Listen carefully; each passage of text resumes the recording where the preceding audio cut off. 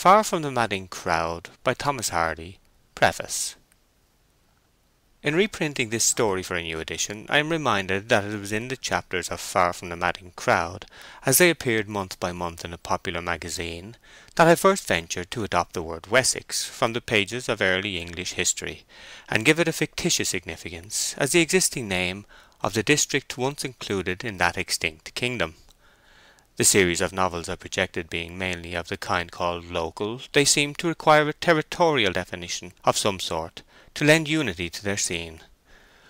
Finding that the area of a single county did not afford a canvas large enough for this purpose, and that there were objections to an invented name, I disinterred the old one. The press and the public were kind enough to welcome the fanciful plan, and willingly joined me in the anachronism of imagining a Wessex population living under Queen Victoria, a modern Wessex of railways, the penny post, mowing and reaping machines, union workhouses, lucifer matches, labourers who could read and write, and national school children. But I believe I am correct in stating that, until the existence of this contemporaneous Wessex was announced in the present story, in 1874, it had never been heard of, and that the expression a Wessex peasant or a Wessex custom would therefore have been taken to refer to nothing later in date than the Norman Conquest. I did not anticipate that this application of the word to a modern use would extend outside the chapters of my own chronicles, but the name was soon taken up elsewhere as a local designation. The first to do so was the now defunct Examiner, which, in the impression bearing the date July 15th, 1876, entitled one of its articles "The Wessex Labourer," the article turning out to be no dissertation on farming during the Heptarchy, but on the modern peasants of the southwest counties, and his presentation in these stories. Since then, the appellation which I had thought to reserve to the horizons and landscapes of a merely realistic dream country has become more and more popular as a practical definition, and the dream country has, by degrees, solidified into a utilitarian region to which people can go to, take a house in, and write to the papers from. But I ask all good and gentle readers to be so kind as to forget this, and to refuse steadfastly to believe that there are any inhabitants of a Victorian Wessex outside the pages of this and the companion volumes in which they were first discovered. Moreover, the village called Weatherbury, wherein the scenes of the present story of the series are for the most part laid, would perhaps be hardly discernible by the explorer without help in any existing place nowadays, though at the time, comparatively recent, at which the tale was written, a sufficient reality to meet the descriptions both of background and personages might have been traced easily enough. The church remains by great good fortune unrestored and intact, and a few of the old houses, but the ancient malt house, which was formerly so characteristic of the parish, has been pulled down these 20 years, also most of the thatched and dormered cottages that were once lifeholds. The game of prisoner's base, which not so long ago seemed to enjoy a perennial vitality in front of the worn-out stocks, may, so far as I can say, be entirely unknown to the rising generation of schoolboys there. The practice of divination by Bible and key, the regarding of valentines as things of serious import, the shearing supper and the harvest home have too nearly disappeared in the wake of the old houses, and with them have gone, it is said, much of that love of fuddling to which the village at one time was notoriously prone. The change at the root of this has been the recent supplanting of the class of stationary cottagers, who carried on the local traditions and humours, by a population of more or less migratory labourers, which has led to a break of continuity in local history more fatal than any other thing to the preservation of legend, folklore, close intersocial relations, and eccentric individualities. For these, the indispensable conditions of existence are attachment to the soil of one particular spot by generation after generation. T.H. February 1895. End of preface.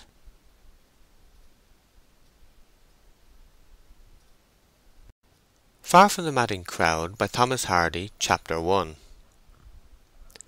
Description of Farmer Oak, an incident. When Farmer Oak smiled, the corners of his mouth spread till they were within an unimportant distance of his ears. His eyes were reduced to chinks, and diverging wrinkles appeared round them, extending upon his countenance like the rays in a rudimentary sketch of the rising sun. His Christian name was Gabriel, and on working days he was a young man of sound judgment, easy motions, proper dress, and general good character.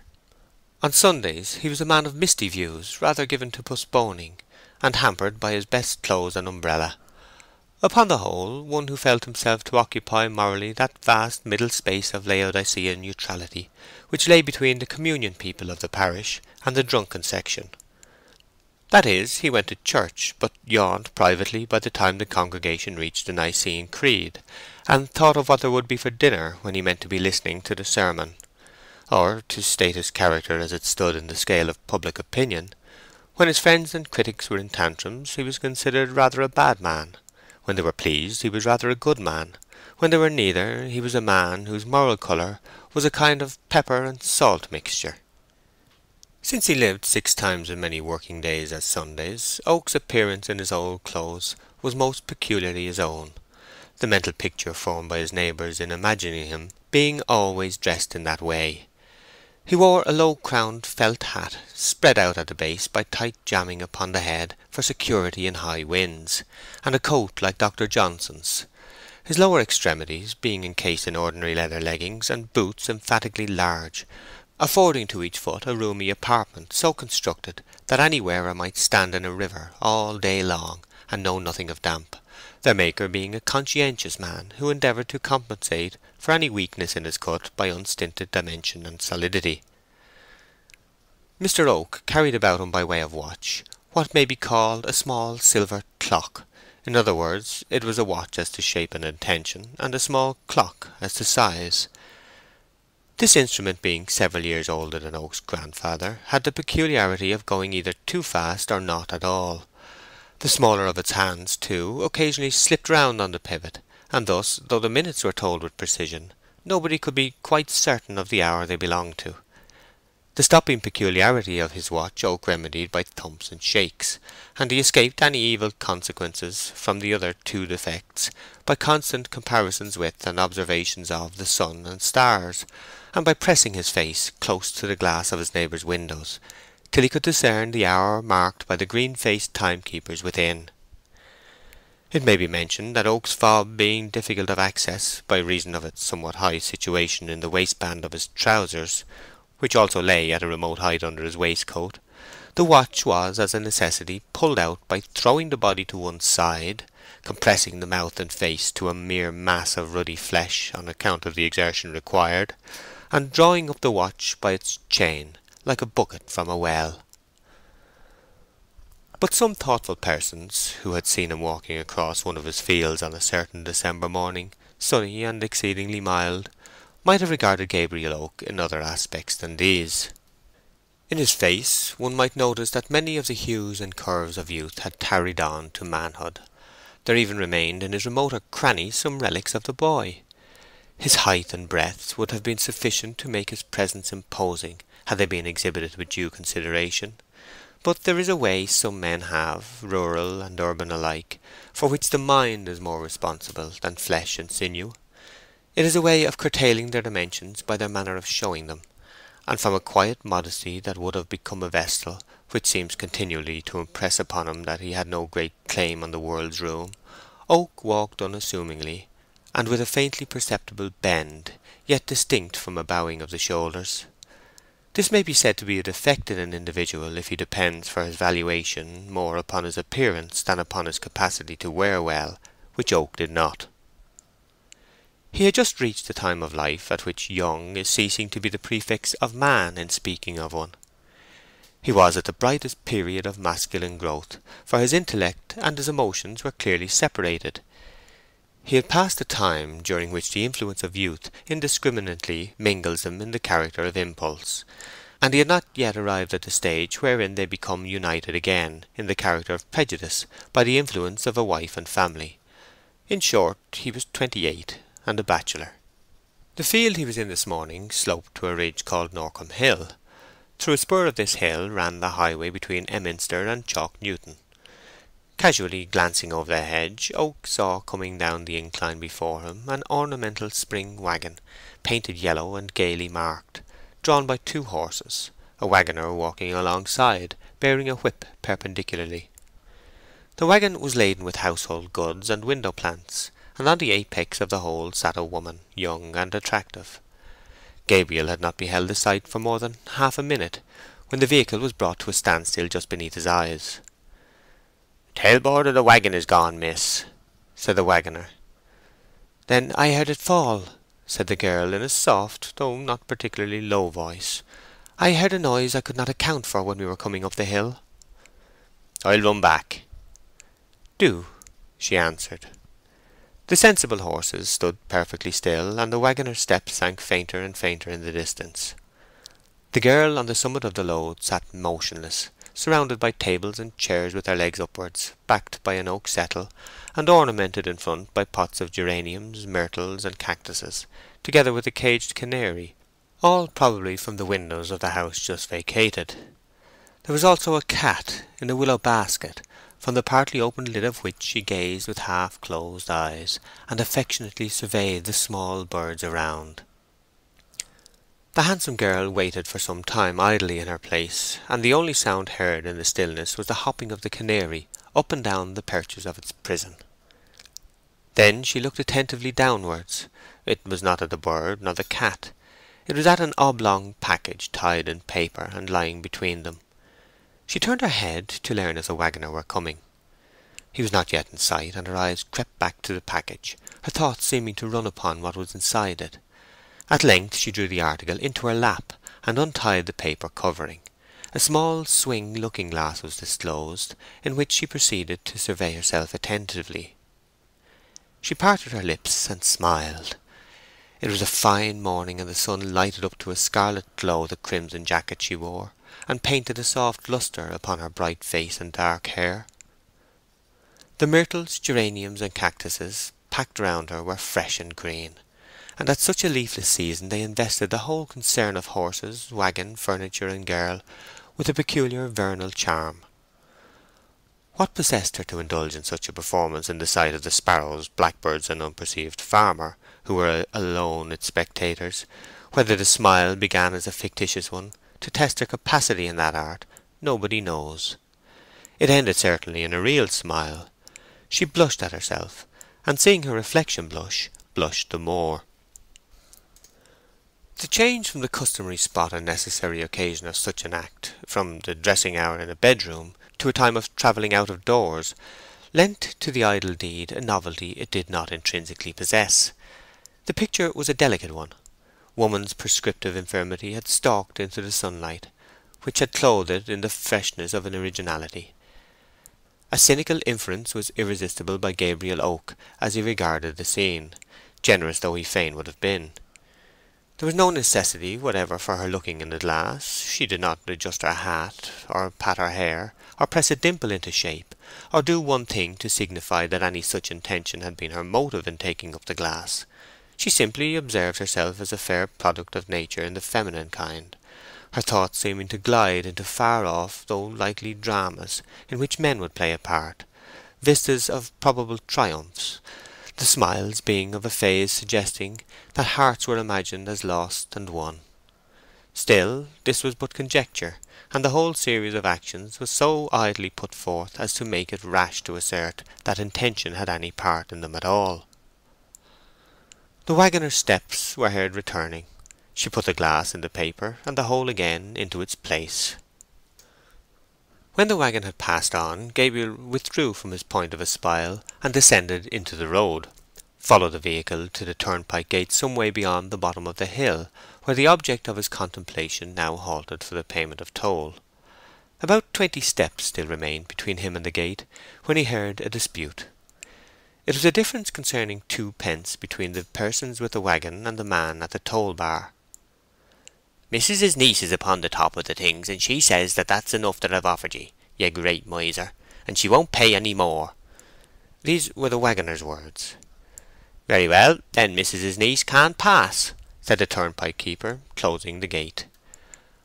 Oak looked from one to the other of the disputants, and fell into a reverie. There was something in the tone of twopence remarkably insignificant. Threepence had a definite value as money. It was an appreciable infringement on a day's wages, and as such a higgling matter. But twopence! "Here," he said, stepping forward and handing twopence to the gatekeeper. "Let the young woman pass." He looked up at her then. She heard his words, and looked down. Gabriel's features adhered throughout their form so exactly to the middle line between the beauty of St. John and the ugliness of Judas Iscariot, as represented in a window of the church he attended, that not a single lineament could be selected and called worthy either of distinction or notoriety. The red-jacketed and dark-haired maiden seemed to think so too, for she carelessly glanced over him and told her man to drive on. She might have looked her thanks to Gabriel on a minute scale, but she did not speak them. More probably she felt none, for in gaining her a passage he had lost her point, and we know how women take a favour of that kind. The gatekeeper surveyed the retreating vehicle. "That's a handsome maid," he said to Oak.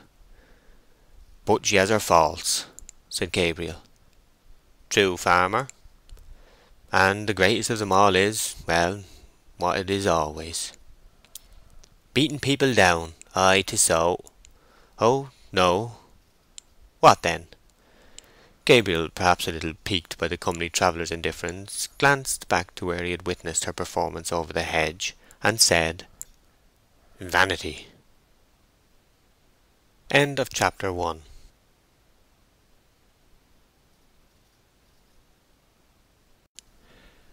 Far from the Madding Crowd, by Thomas Hardy, Chapter 2.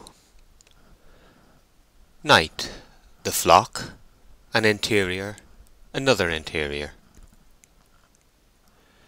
It was nearly midnight on the eve of St. Thomas's, the shortest day in the year.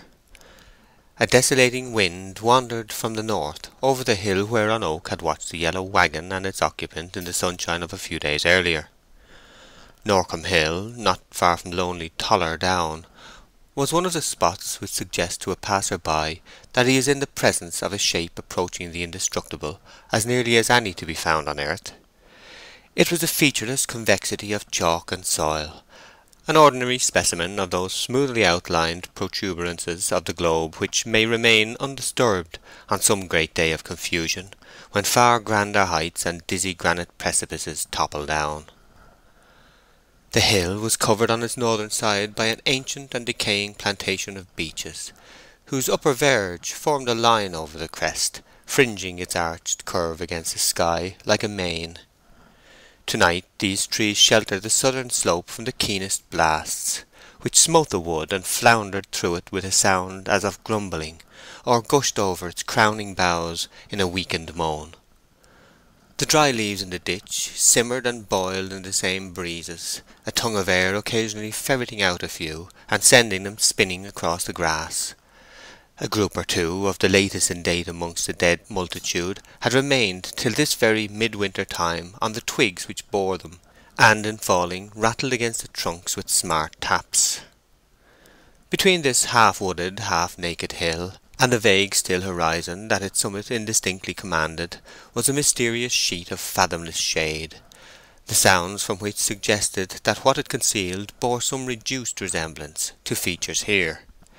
The thin grasses, more or less coating the hill, were touched by the wind in breezes of differing powers, and almost of differing natures, one rubbing the blades heavily, another raking them piercingly, another brushing them like a soft broom. The instinctive act of humankind was to stand and listen, and learn how the trees on the right and the trees on the left wailed or chaunted to each other in the regular antiphonies of a cathedral choir, how hedges and other shapes to leeward then caught the note, lowering it to the tenderest sob, and how the hurrying gust then plunged into the south to be heard no more. The sky was clear, remarkably clear, and the twinkling of all the stars seemed to be but throbs of one body, timed by a common pulse.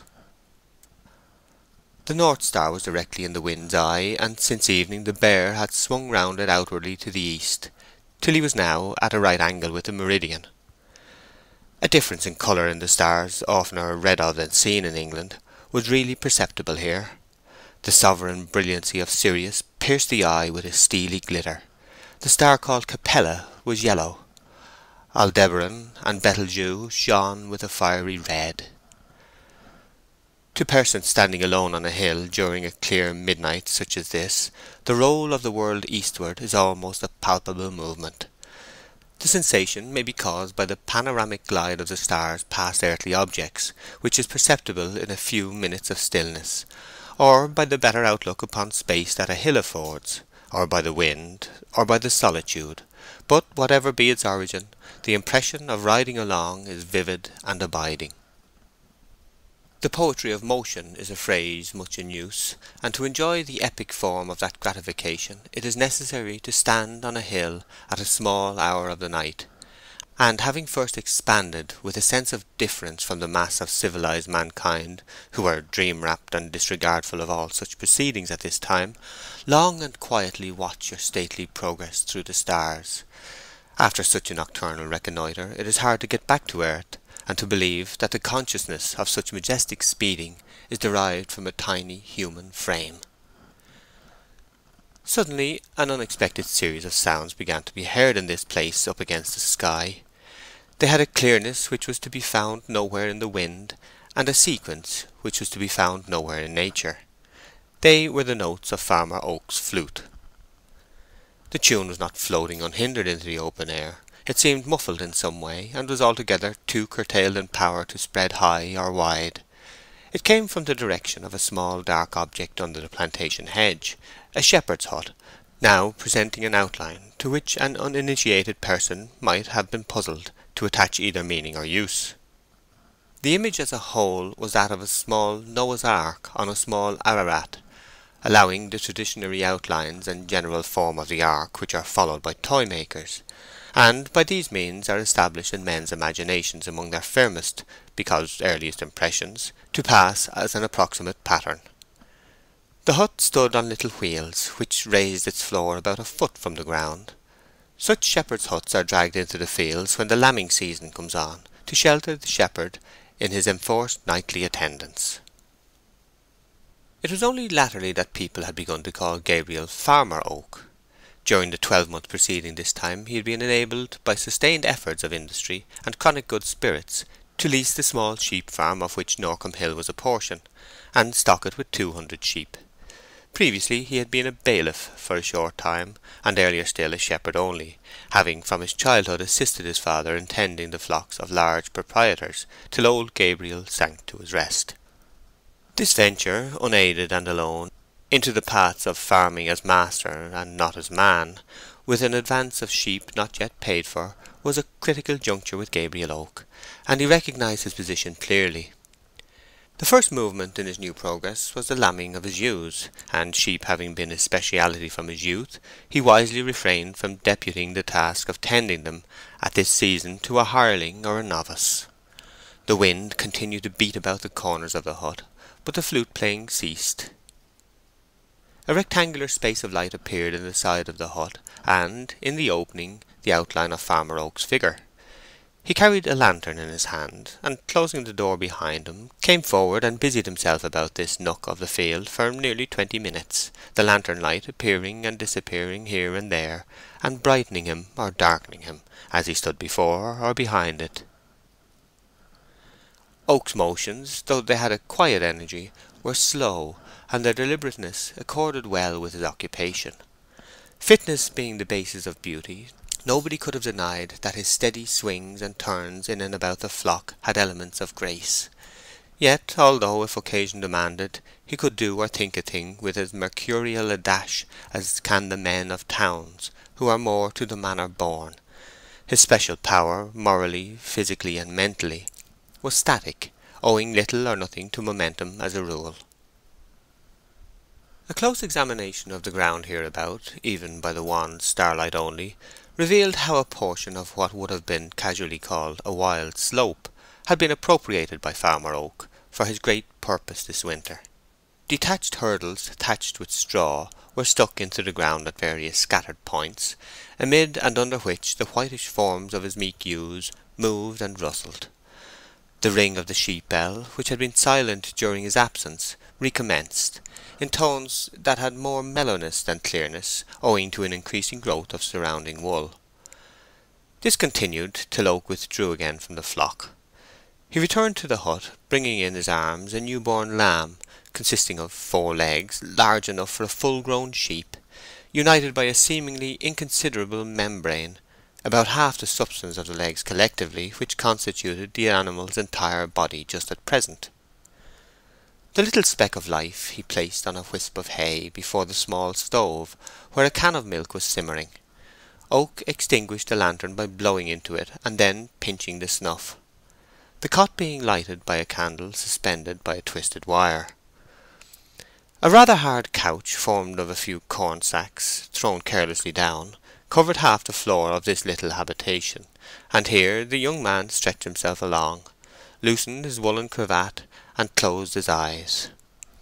In about the time a person unaccustomed to bodily labour would have decided upon which side to lie, Farmer Oak was asleep. The inside of the hut, as it now presented itself, was cosy and alluring, and the scarlet handful of fire, in addition to the candle, reflecting its own genial colour upon whatever it could reach, flung associations of enjoyment even over utensils and tools. In the corner stood the sheep crook, and along a shelf at one side were ranged bottles and canisters of the simple preparations pertaining to ovine surgery and physic, spirits of wine, turpentine, tar, magnesia, ginger, and castor oil being the chief. On a triangular shelf across the corner stood bread, bacon, cheese, and a cup of ale or cider, which was supplied from a flagon beneath. Beside the provisions lay the flute, whose notes had lately been called forth by the lonely watcher to beguile a tedious hour. The house was ventilated by 2 round holes, like the lights of a ship's cabin, with wood slides. The lamb, revived by the warmth, began to bleat, and the sound entered Gabriel's ears and brain with an instant meaning, as expected sounds will. Passing from the profoundest sleep to the most alert wakefulness with the same ease that had accompanied the reverse operation, he looked at his watch, found that the hour hand had shifted again, put on his hat, took the lamb in his arms, and carried it into the darkness. After placing the little creature with its mother, he stood and carefully examined the sky, to ascertain the time of night from the altitude of the stars. The Dog Star and Aldebaran, pointing to the restless Pleiades, were halfway up the southern sky, and between them hung Orion, which gorgeous constellation never burnt more vividly than now, as it soared forth above the rim of the landscape. Castor and Apollo, with their quiet shine, were almost on the meridian. The barren and gloomy square of Pegasus was creeping round to the northwest. Far away through the plantation Vega sparkled like a lamp suspended amid the leafless trees, and Cassiopeia's chair stood daintily poised on the uppermost boughs. 1 o'clock, said Gabriel.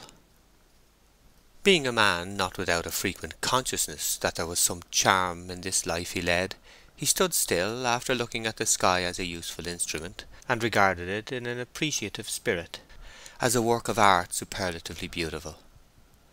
For a moment he seemed impressed with the speaking loneliness of the scene, or rather with the complete abstraction from all its compass of the sights and sounds of man. Human shapes, interferences, troubles, and joys were all as if they were not, and there seemed to be on the shaded hemisphere of the globe no sentient being save himself. He could fancy them all gone round to the sunny side. Occupied thus with eyes stretched afar, Oak gradually perceived that what he had previously taken to be a star low down behind the outskirts of the plantation was in reality no such thing. It was an artificial light almost close at hand. To find themselves utterly alone at night, where company is desirable and expected, makes some people fearful. But a case more trying by far to the nerves is to discover some mysterious companionship when intuition, sensation, memory, analogy, testimony, probability, induction, every kind of evidence in a logician's list, have united to persuade consciousness that it is quite in isolation. Farmer Oak went towards the plantation and pushed through its lower boughs to the windy side.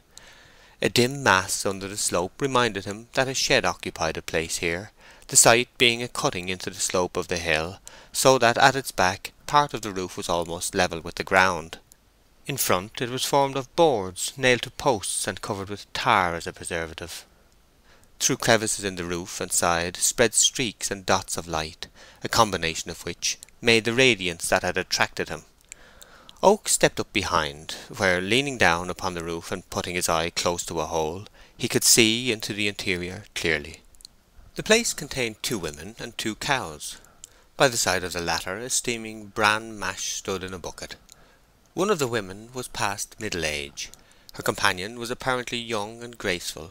He could form no decided opinion upon her looks, her position being almost beneath his eye, so that he saw her in a bird's eye view, as Milton Satan first saw Paradise. She wore no bonnet or hat, but had enveloped herself in a large cloak, which was carelessly flung over her head as a covering.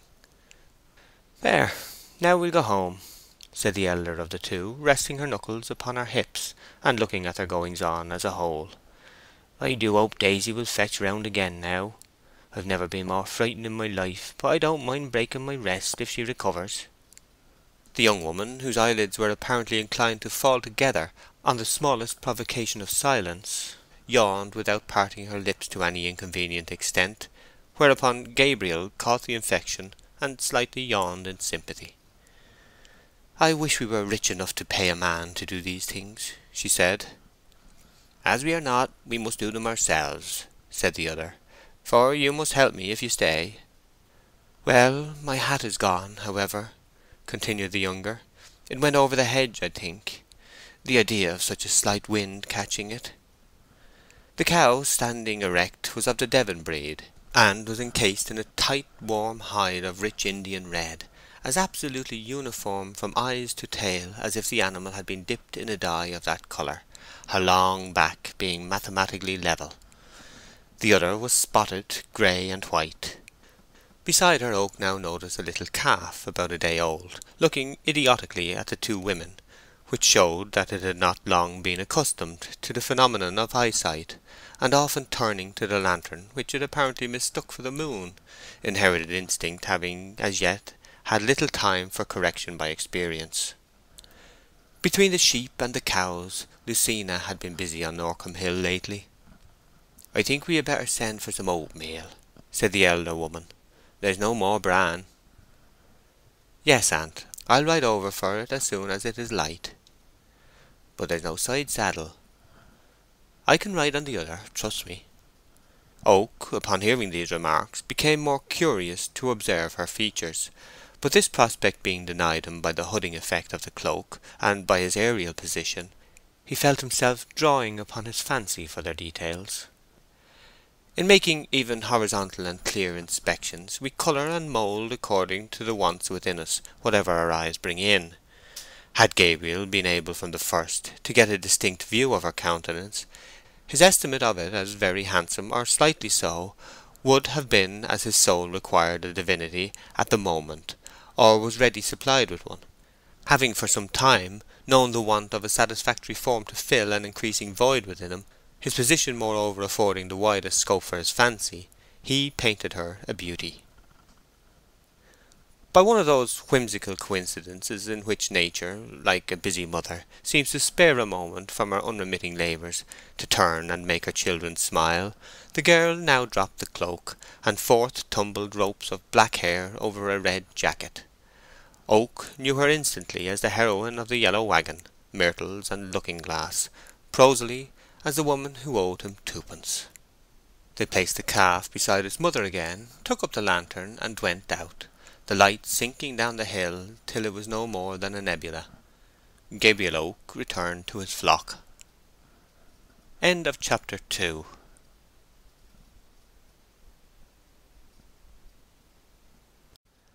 Far from the Madding Crowd by Thomas Hardy, Chapter 3. A girl on horseback. Conversation.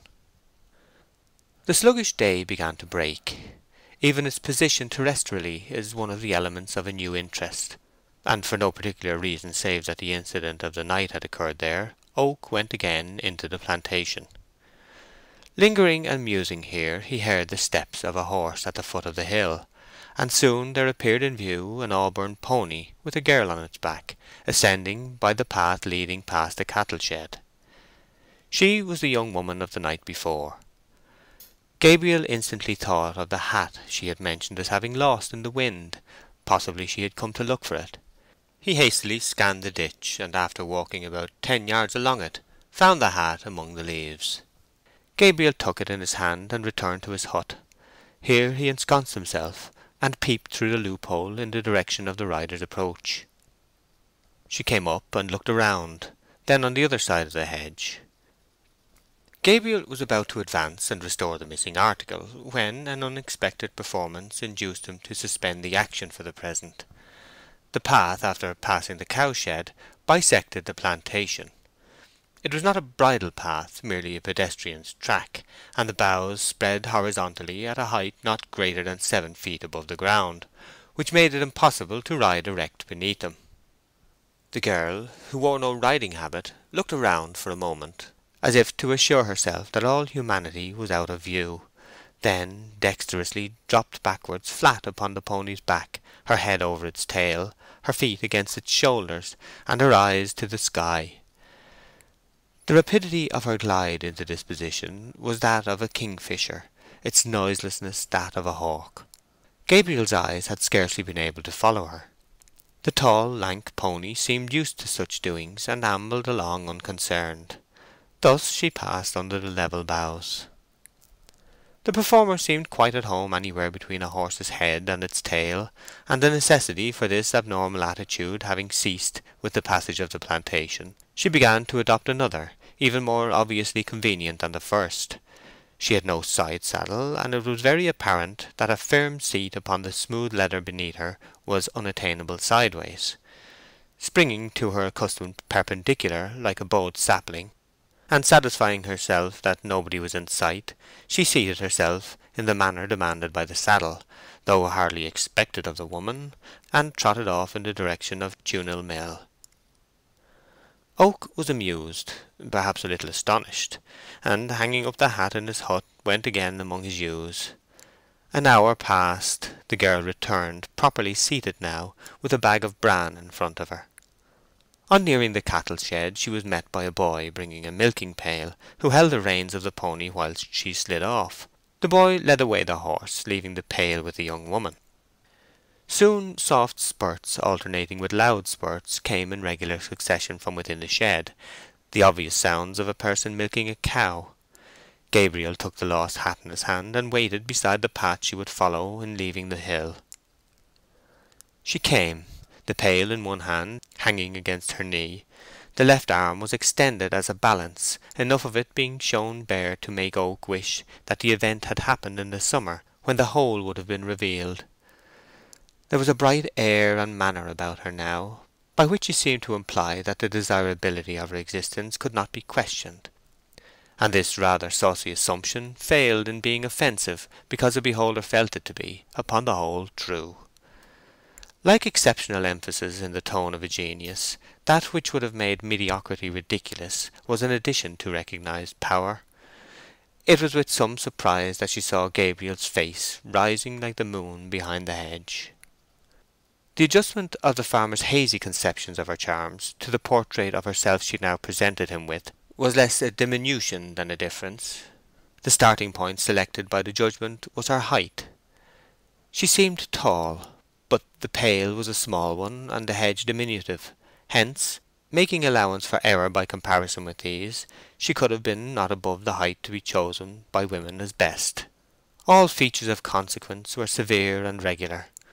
It may have been observed by persons who go about the shires with eyes for beauty, that in English woman a classically formed face is seldom found to be united with a figure of the same pattern, the highly finished features being generally too large for the remainder of the frame, that a graceful and proportionate figure of 8 heads usually goes off into random facial curves.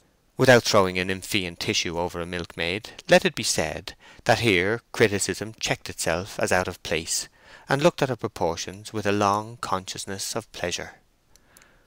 From the contours of her figure in its upper part, she must have had a beautiful neck and shoulders, but since her infancy nobody had ever seen them. Had she been put into a low dress she would have run and thrust her head into a bush. Yet she was not a shy girl by any means. It was merely her instinct to draw the line dividing the seen from the unseen higher than they do in towns. That the girl's thoughts hovered about her face and form as soon as she caught Oak's eye conning the same page was natural and almost certain. The self-consciousness shown would have been vanity if a little more pronounced, dignity if a little less. Rays of male vision seem to have a tickling effect upon virgin faces in rural districts. She brushed hers with her hand, as if Gabriel had been irritating its pink surface by actual touch, and the free air of her previous movements was reduced at the same time to a chastened phase of itself. Yet it was the man who blushed, the maid not at all. "I found a hat," said Oak. "It is mine," she said, and from a sense of proportion kept down to a small smile an inclination to laugh distinctly. "It flew away last night." 1 o'clock this morning." "Well, it was." She was surprised. How did you know?" she said. "I was here." "You are Farmer Oak, are you not?" "That or thereabouts. I am lately come to this place." "A large farm?" she inquired, casting her eyes round and swinging back her hair, which was black in the shaded hollows of its mass, but it being now an hour past sunrise the rays touched its prominent curves with a colour of their own. "No, not large. About 100. In speaking of farms the word acres is omitted by the natives, by analogy to such old expressions as a stag of 10. "I wanted my hat this morning," she went on. "I had to ride to Tewnell Mill." "Yes, you had." "How do you know?" "I saw you." "Where?" she inquired, a misgiving bringing every muscle of her lineaments and frame to a standstill. "Here, going through the plantation and all down the hill," said Farmer Oak, with an aspect excessively knowing with regard to some matter in his mind, as he gazed at a remote point in the direction named, and then turned back to meet his colloquist's eyes. A perception caused him to withdraw his own eyes from hers as suddenly as if he had been caught in a theft. Recollection of the strange antics she had indulged in when passing through the trees was succeeded in the girl by a nettled palpitation, and that by a hot face. It was a time to see a woman redden who was not given to reddening as a rule. Not a point in the milkmaid but was of the deepest rose colour.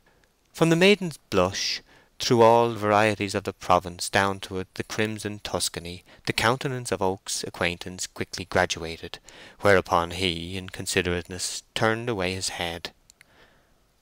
The sympathetic man still looked the other way, and wondered when she would recover coolness sufficient to justify him in facing her again.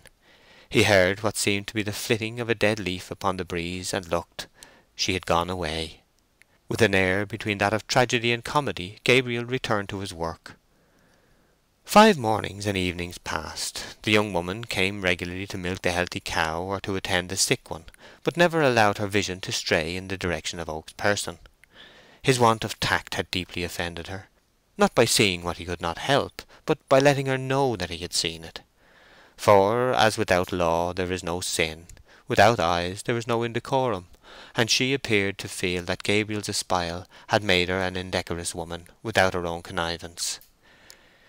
It was food for great regret with him. It was also a contretemps which touched into life a latent heat he had experienced in that direction. The acquaintanceship might, however, have ended in a slow forgetting but for an incident which occurred at the end of the same week. One afternoon it began to freeze, and the frost increased with evening, which drew on like a stealthy tightening of bonds. It was a time when in cottages the breath of the sleepers freezes to the sheets, when round the drawing-room fire of a thick-walled mansion the sitters' backs are cold, even whilst their faces are all aglow. Many a small bird went to bed supperless that night among the bare boughs. As the milking hour drew near, Oak kept his usual watch upon the cowshed. At last he felt cold, and shaking an extra quantity of bedding around the yearling ewes, he entered the hut and heaped more fuel upon the stove. The wind came in at the bottom of the door, and to prevent it Oak laid a sack there and wheeled the cot round a little more to the south. Then the wind spouted in at a ventilating hole, of which there was one at each side of the hut. Gabriel had always known that when the fire was lighted and the door closed, one of these must be kept open, that chosen always being on the side away from the wind.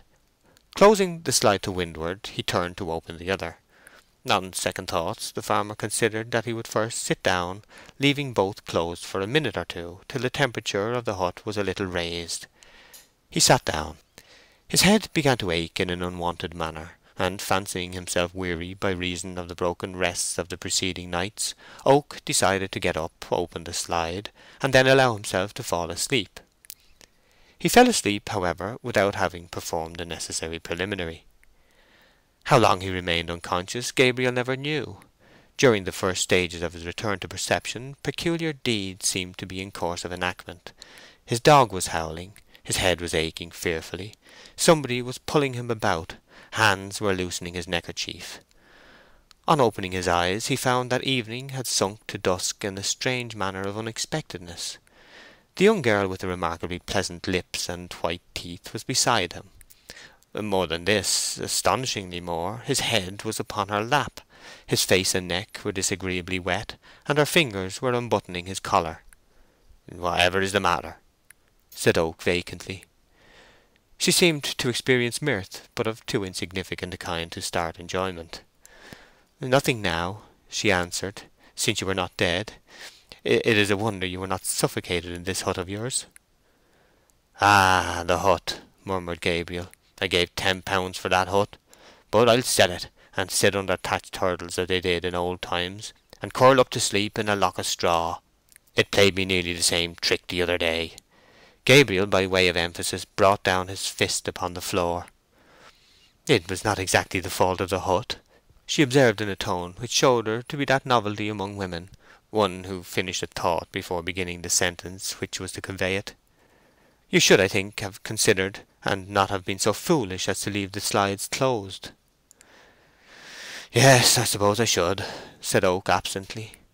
He was endeavouring to catch and appreciate the sensation of being thus with her, his head upon her dress, before the event passed on into the heap of bygone things. He wished she knew his impressions, but he would as soon have thought of carrying an odour in a net as of attempting to convey the intangibilities of his feelings in the coarse meshes of language. So he remained silent. She made him sit up, and then Oak began wiping his face and shaking himself like a Samson. "How can I thank ye?" he said at last, gratefully, some of the natural rusty red having returned to his face. "Oh, never mind that," said the girl, smiling, and allowing her smile to hold good for Gabriel's next remark, whatever that might prove to be. "How did you find me?" "I heard your dog howling and scratching at the door of the hut when I came to the milking. It was so lucky. Daisy's milking is almost over for the season, and I shall not come here after this week or the next. The dog saw me and jumped over to me and laid hold of my skirt. I came across and looked round the hut the very first thing to see if the slides were closed. My uncle has a hut like this one, and I have heard him tell his shepherd not to go to sleep without leaving a slide open. I opened the door, and there you were like dead. I threw the milk over you, as there was no water, forgetting it was warm and no use." "I wondered if I should have died," said Gabriel in a low voice, which was rather meant to travel back to himself than to her. "Oh, no," the girl replied. She seemed to prefer a less tragic probability. To have saved a man from death involved talk that should harmonize with the dignity of such a deed, and she shunned it. "I believe you saved my life, miss. I don't know your name. I know your aunt's, but not yours." "I would just as soon not tell it. Rather not. There is no reason either why I should, as you probably will never have much to do with me." "Still, I should like to know." "You can inquire at my aunt's. She will tell you." "My name is Gabriel Oak." "And mine isn't. You seem fond of yours in speaking it so decisively, Gabriel Oak."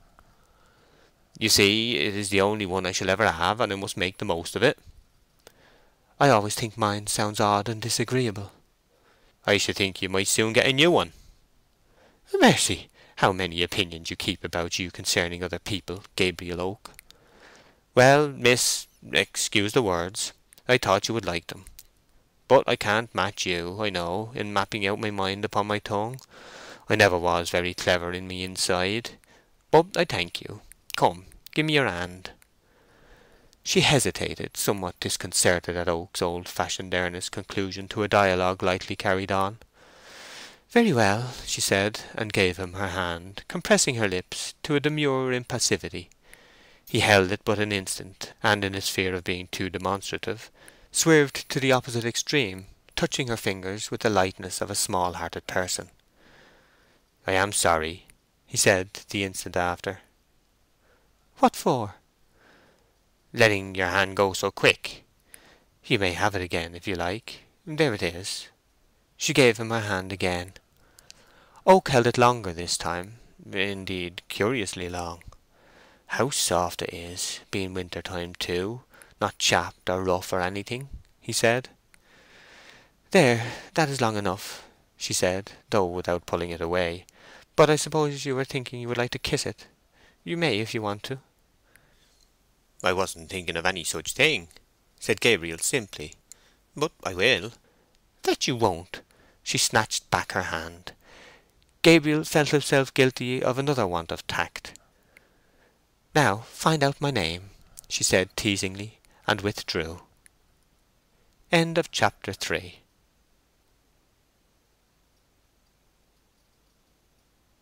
Far from the Madding Crowd by Thomas Hardy, Chapter 4. Gabriel's resolve, the visit, the mistake. The only superiority in women that is tolerable to the rival sex is, as a rule, that of the unconscious kind. But a superiority which recognizes itself may sometimes please by suggesting possibilities of capture to the subordinated man. This well-favoured and comely girl soon made appreciable inroads upon the emotional constitution of young Farmer Oak. Love being an extremely exacting usurer, the sense of exorbitant profit spiritually by an exchange of hearts being at the bottom of pure passions, as that of exorbitant profit bodily or material is at the bottom of those of lower atmosphere. Every morning Oak's feelings were as sensitive as the money market in calculations upon his chances. His dog waited for his meals in a way so like that in which Oak waited for the girl's presence that the farmer was quite struck with the resemblance, felt it lowering, and would not look at the dog. However, he continued to watch through the hedge for her regular coming, and thus his sentiments towards her were deepened without any corresponding effect being produced upon herself. Oak had nothing finished and ready to say as yet, and not been able to frame love phrases which end where they begin, passionate tales, full of sound and fury, signifying nothing. He said no word at all. By making inquiries he found that the girl's name was Bathsheba Everdene, and that the cow would go dry in about 7 days. He dreaded the 8th day. At last the 8th day came. The cow had ceased to give milk for that year, and Bathsheba Everdene came up the hill no more. Gabriel had reached a pitch of existence he could never have anticipated a short time before. He liked saying Bathsheba as a private enjoyment instead of whistling. Turned over his taste to black hair, though he had sworn by brown ever since he was a boy. Isolated himself till the space he filled in the public eye was contemptibly small. Love is a possible strength in an actual weakness. Marriage transforms a distraction into a support, the power of which should be, and happily often is, in direct proportion to the degree of imbecility it supplants. Oak began now to see light in this direction, and said to himself, "I'll make her my wife, or upon my soul I shall be good for nothing." All this while he was perplexing himself about an errand on which he might consistently visit the cottage of Bathsheba's aunt. He found his opportunity in the death of a ewe, mother of a living lamb. On a day which had a summer face and a winter constitution, a fine January morning, when there was just enough blue sky visible to make cheerfully disposed people wish for more, and an occasional gleam of silvery sunshine, Oak put the lamb into a respectable Sunday basket, and stalked across the fields to the house of Mrs. Hurst, the aunt, George the dog walking behind, with a countenance of great concern at the serious turn pastoral affairs seemed to be taking. Gabriel had watched the blue wood smoke curling from the chimney with strange meditation. At evening he had fancifully traced it down the chimney to the spot of its origin, seen the hearth and Bathsheba beside it in her outdoor dress, for the clothes she had worn on the hill were by association equally with her person included in the compass of his affection. They seemed at this early time of his love a necessary ingredient of the sweet mixture called Bathsheba Everdene. He made a toilette of a nicely adjusted kind, of a nature between the carefully neat and the carelessly ornate, of a degree between fine market day and wet Sunday selection. He thoroughly cleaned his silver watch chain with whiting, put new lacing straps to his boots, looked to the brass eyelet holes, went to the inmost heart of the plantation for a new walking stick, and trimmed it vigorously on his way back, took a new handkerchief from the bottom of his clothes box, put on the light waistcoat patterned all over with sprigs of an elegant flower uniting the beauties of both rose and lily without the defects of either, and used all the hair oil he possessed upon his usually dry, sandy, and inextricably curly hair, till he had deepened it to a splendidly novel colour between that of guano and Roman cement, making it stick to his head like mace round a nutmeg, or wet seaweed round a boulder after the ebb. Nothing disturbed the stillness of the cottage save the chatter of a knot of sparrows on the eaves. One might fancy scandal and rumour to be no less the staple topic of these little coteries on roofs than of those under them. It seemed that the omen was an unpropitious one, for, as the rather untoward commencement of Oak's overtures, just as he arrived by the garden gate, he saw a cat inside, going into various arched shapes and fiendish convulsions at the sight of his dog George. The dog took no notice, for he had arrived at an age at which all superfluous barking was cynically avoided as a waste of breath. In fact, he never barked even at the sheep, except to order, when it was done with an absolutely neutral countenance, as a sort of commination service, which, though offensive, had to be gone through once now and then to frighten the flock for their own good. A voice came from behind some laurel bushes into which the cat had run. "Poor dear! Did a nasty brute of a dog want to kill it? Did he? Poor dear!" "I beg your pardon," said Oak to the voice, "but George was walking on behind me with a temper as mild as milk." Almost before he had ceased speaking, Oak was seized with a misgiving as to whose ear was the recipient of his answer. Nobody appeared, and he heard the person retreat among the bushes. Gabriel meditated, and so deeply that he brought small furrows into his forehead by sheer force of reverie. Where the issue of an interview is as likely to be a vast change for the worse as for the better, any initial difference from expectation causes nipping sensations of failure. Oak went up to the door a little abashed. His mental rehearsal and the reality had had no common grounds of opening. Bathsheba's aunt was indoors. "Will you tell Miss Everdene that somebody would be glad to speak to her?" said Mr. Oak. Calling oneself merely somebody, without giving a name, is not to be taken as an example of the ill-breeding of the rural world. It springs from a refined modesty, of which townspeople with their cards and announcements have no notion whatever. Bathsheba was out. The voice had evidently been hers. "Will you come in, Mr. Oak?" "Oh, thank ye," said Gabriel, following her to the fireplace. "I brought a lamb for Miss Everdene. I thought she might like one to rear. Girls do." "She might," said Mrs. Hurst musingly, "though she's only a visitor here. If you will wait a minute, Bathsheba will be in." "Yes, I will wait," said Gabriel, sitting down. "The lamb isn't really the business I came about, Mrs. Hurst. In short, I was going to ask her if she'd like to be married." "And were you indeed?" "Yes, because if she would, I should be very glad to marry her. Do you know if she's got any other young man hanging about her at all?" "Let me think," said Mrs. Hurst, poking the fire superfluously. "Yes, bless you. Ever so many young men. You see, Farmer Oak, she's so good-looking, and an excellent scholar besides. She was going to be a governess once, you know, only she was too wild. Not that her young men ever come here, but, Lord, in the nature of women, she must have a dozen." "Oh, that's unfortunate," said Farmer Oak, contemplating a crack in the stone floor with sorrow. "I'm only an everyday sort of man, and my only chance was in being the first comer. Well, there's no use in my waiting, for that was all I came about. So I'll take myself off home along, Mrs. Hurst." When Gabriel had gone about 200 yards along the down, he heard a "Hi, hi!" uttered behind him in a piping note of more treble quality than that in which the exclamation usually embodies itself when shouted across a field. He looked round and saw a girl racing after him, waving a white handkerchief. Oak stood still, and the runner drew nearer. It was Bathsheba Everdene. Gabriel's colour deepened. Hers was already deep, not, as it appeared, from emotion, but from running.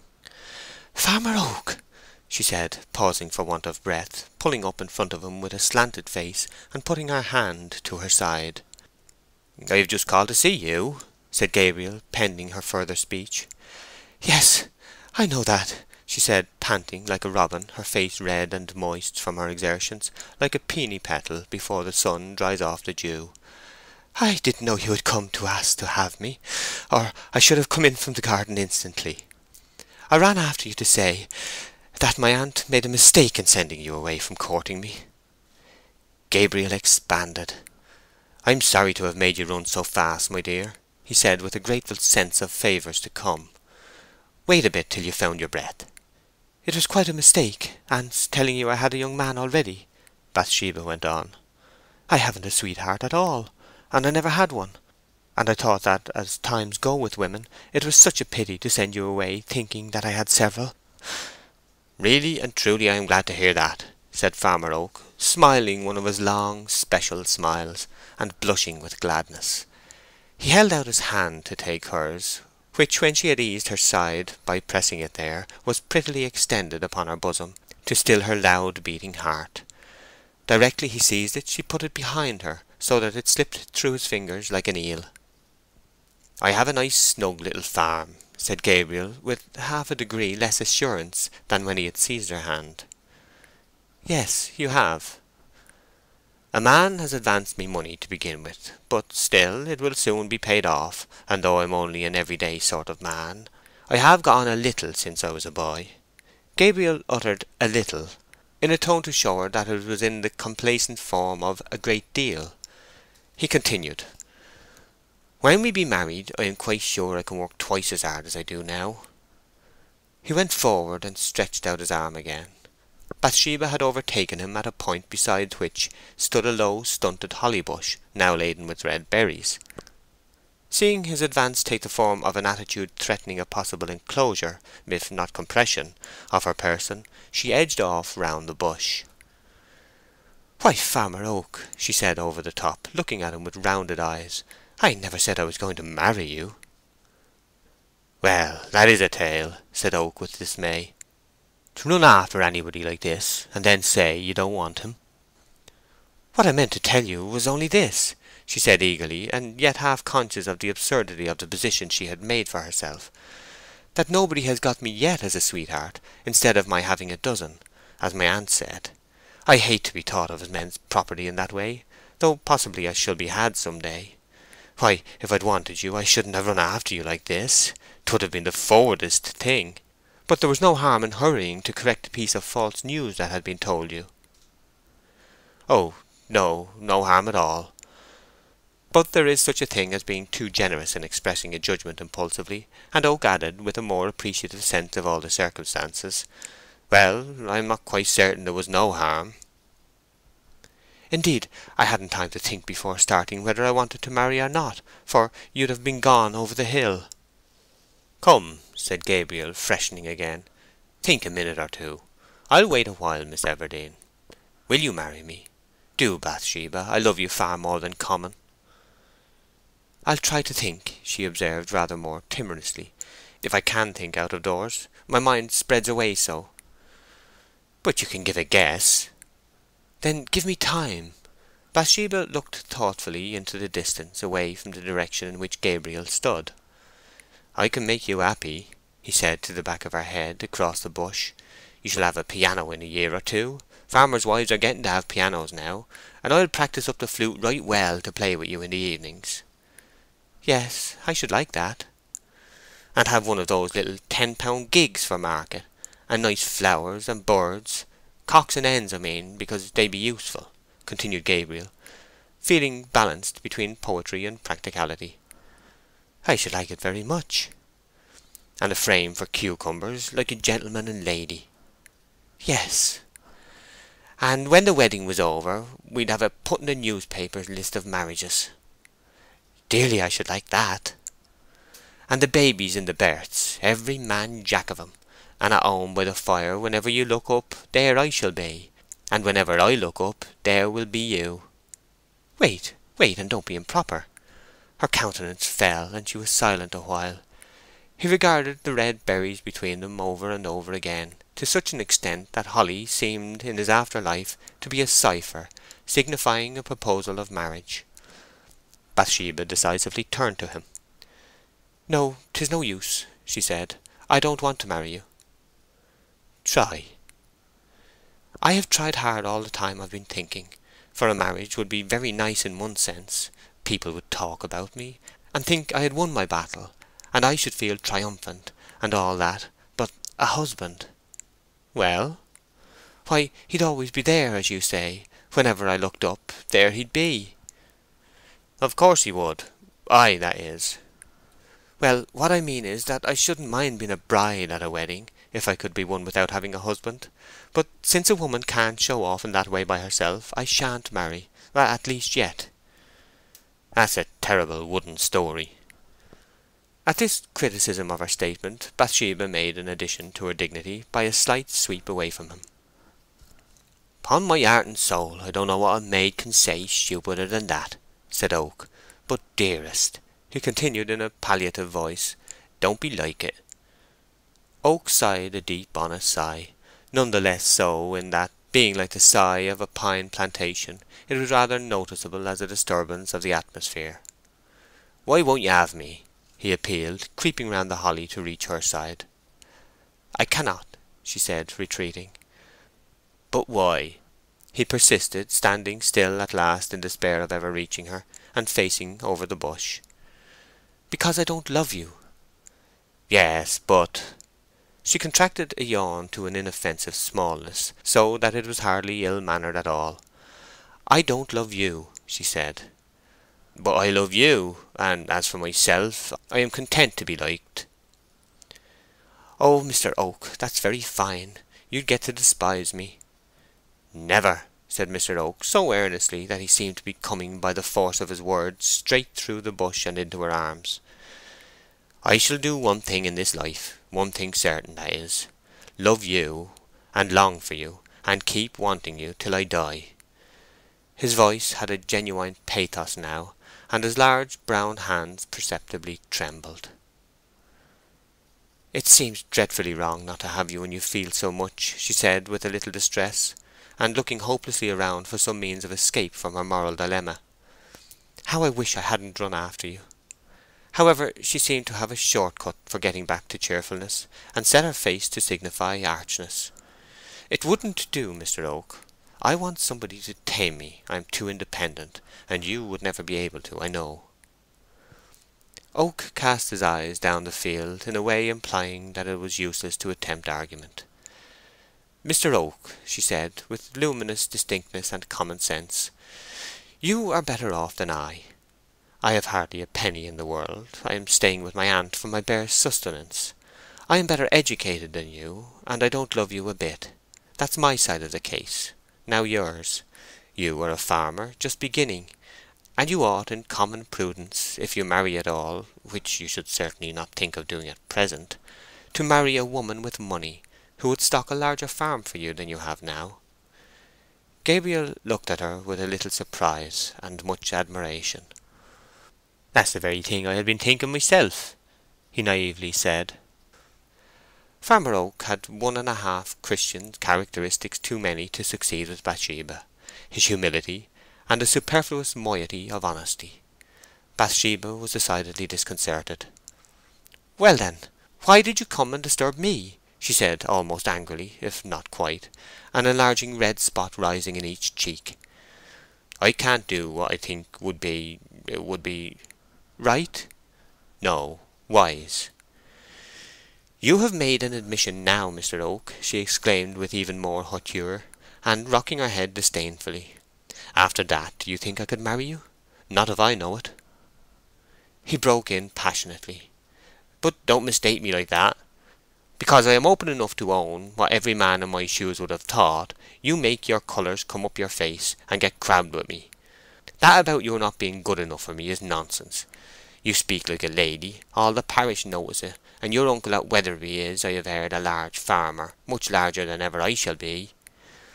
May I call in the evening, or will you walk along with me o' Sundays? I don't want you to make up your mind at once if you'd rather not." "No, no, I cannot. Don't press me any more, don't. I don't love you, so 'twould be ridiculous," she said with a laugh. No man likes to see his emotions the sport of a merry-go-round of skittishness. "Very well," said Oak firmly, with the bearing of one who is going to give his days and nights to Ecclesiastes for ever.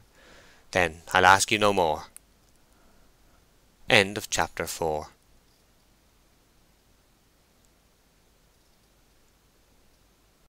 Far from the Madding Crowd by Thomas Hardy, Chapter 5.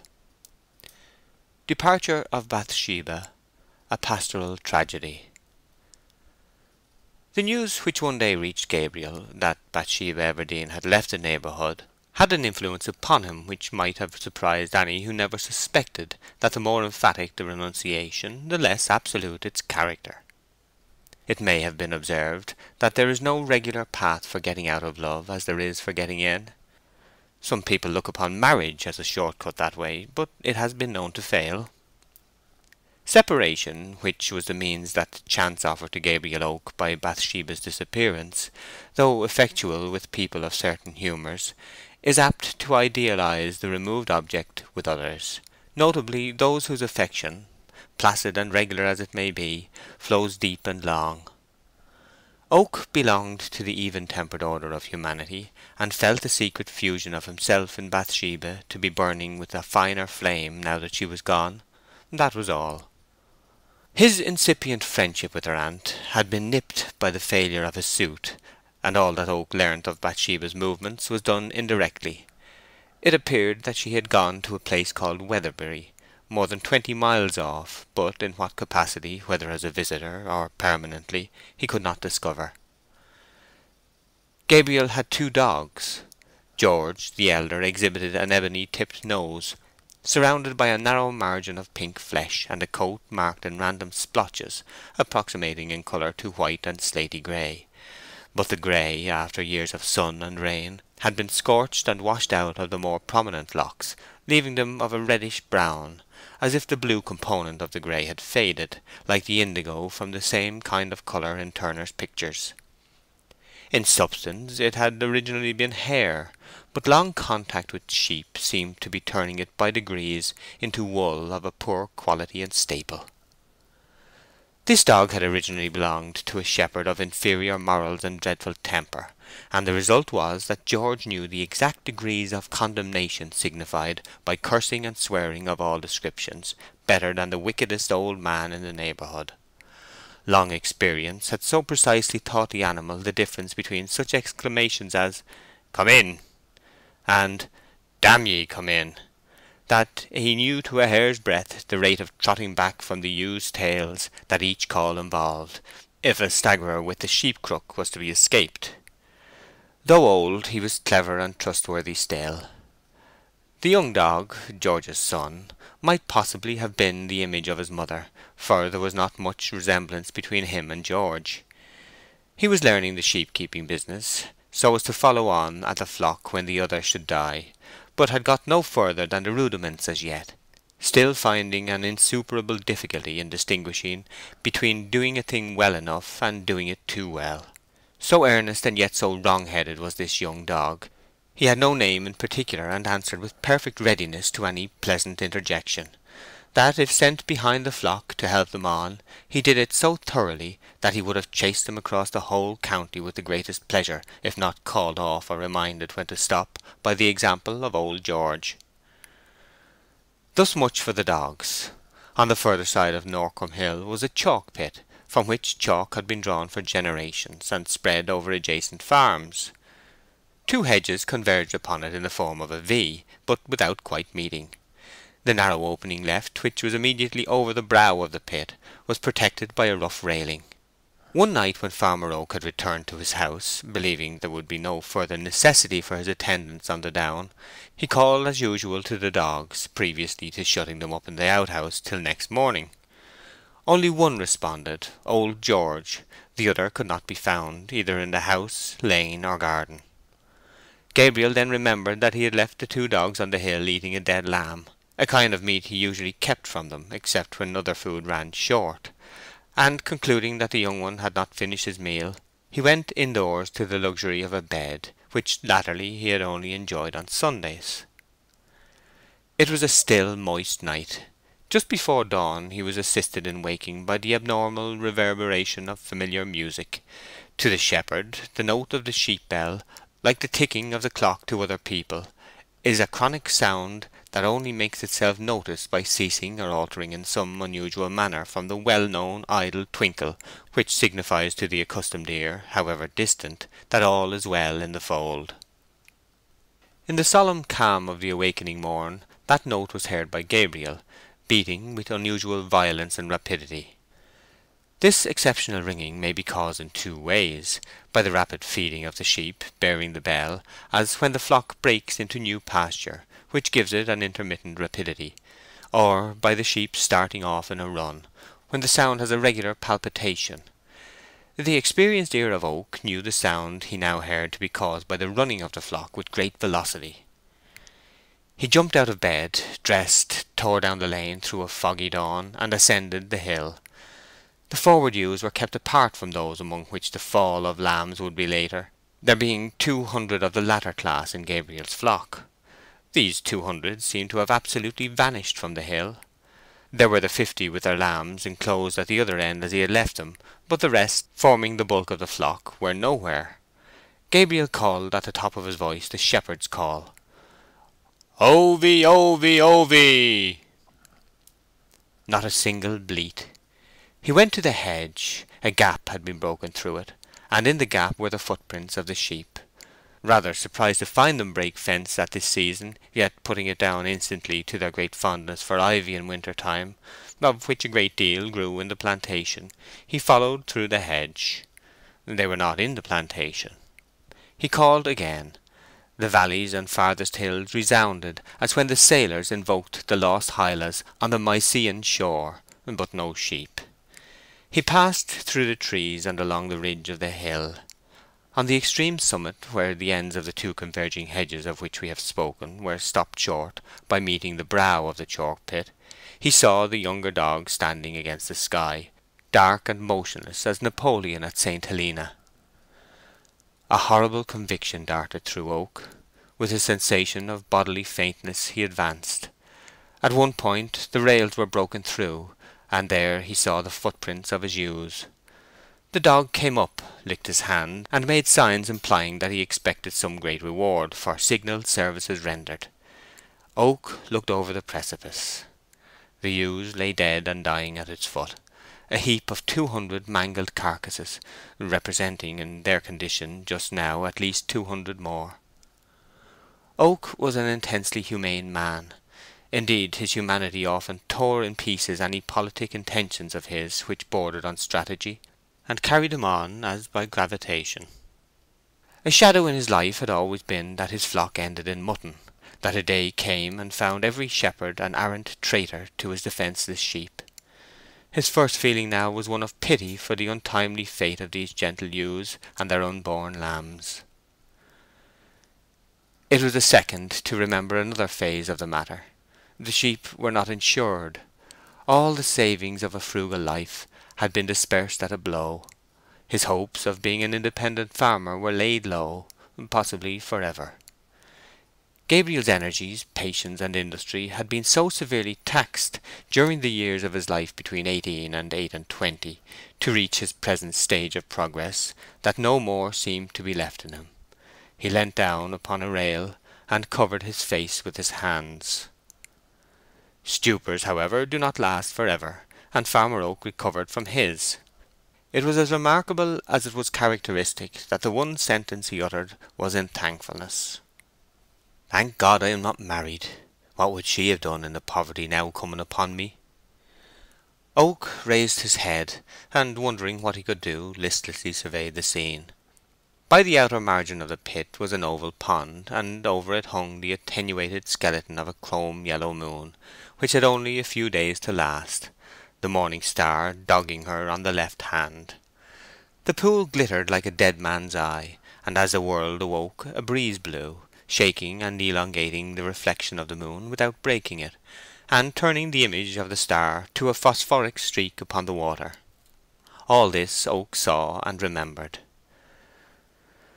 As far as could be learnt, it appeared that the poor young dog, still under the impression that since he was kept for running after sheep, the more he ran after them the better, had at the end of his meal of the dead lamb, which may have given him additional energy and spirits, collected all the ewes into a corner, driven the timid creatures through the hedge, across the upper field, and by main force of worrying had given them momentum enough to break down a portion of the rotten railing, and so hurled them over the edge.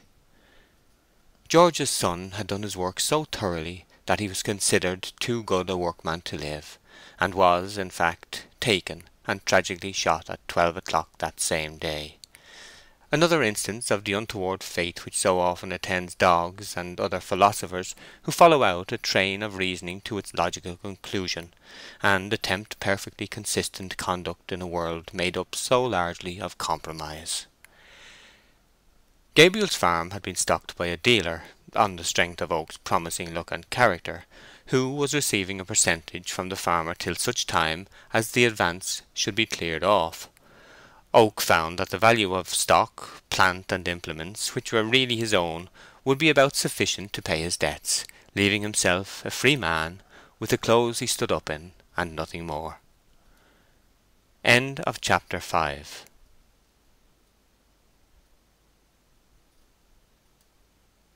Far from the Madding Crowd by Thomas Hardy, Chapter 6.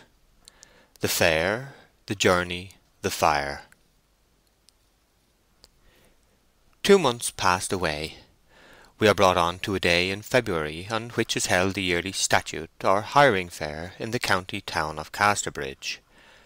At one end of the street stood from 200 to 300 blithe and hearty labourers waiting upon chance, all men of the stamp to whom labour suggests nothing worse than a wrestle with gravitation, and pleasure nothing better than a renunciation of the same. Among these, carters and waggoners were distinguished by having a piece of whipcord twisted round their hats. Thatchers wore a fragment of woven straw. Shepherds held their sheep crooks in their hands, and thus the situation required was known to the hirers at a glance. In the crowd was an athletic young fellow of somewhat superior appearance to the rest. In fact, his superiority was marked enough to lead several ruddy peasants standing by to speak to him inquiringly, as to a farmer, and to use "sir" as a finishing word. His answer always was, "I am looking for a place myself, a bailiff's. Do you know of anybody who wants one?" Gabriel was paler now, his eyes were more meditative, and his expression was more sad. He had passed through an ordeal of wretchedness which had given him more than it had taken away. He had sunk from his modest elevation as pastoral king into the very slime pits of Sidham. But there was left to him a dignified calm he had never before known, and that indifference to fate which, though it often makes a villain of a man, is the basis of his sublimity when it does not. And thus the abasement had been exaltation, and the loss gain. In the morning a regiment of cavalry had left the town, and a sergeant and his party had been beating up for recruits through the 4 streets. As the end of the day drew on and he found himself not hired, Gabriel almost wished that he had joined them and gone off to serve his country. Weary of standing in the market-place and not much minding the kind of work he turned his hand to, he decided to offer himself in some other capacity than that of bailiff. All the farmers seemed to be wanting shepherds. Sheep-tending was Gabriel's speciality. Turning down an obscure street and entering an obscurer lane, he went up to a smith's shop. "How long would it take you to make a shepherd's crook?" "20 minutes." "How much?" "2 shillings."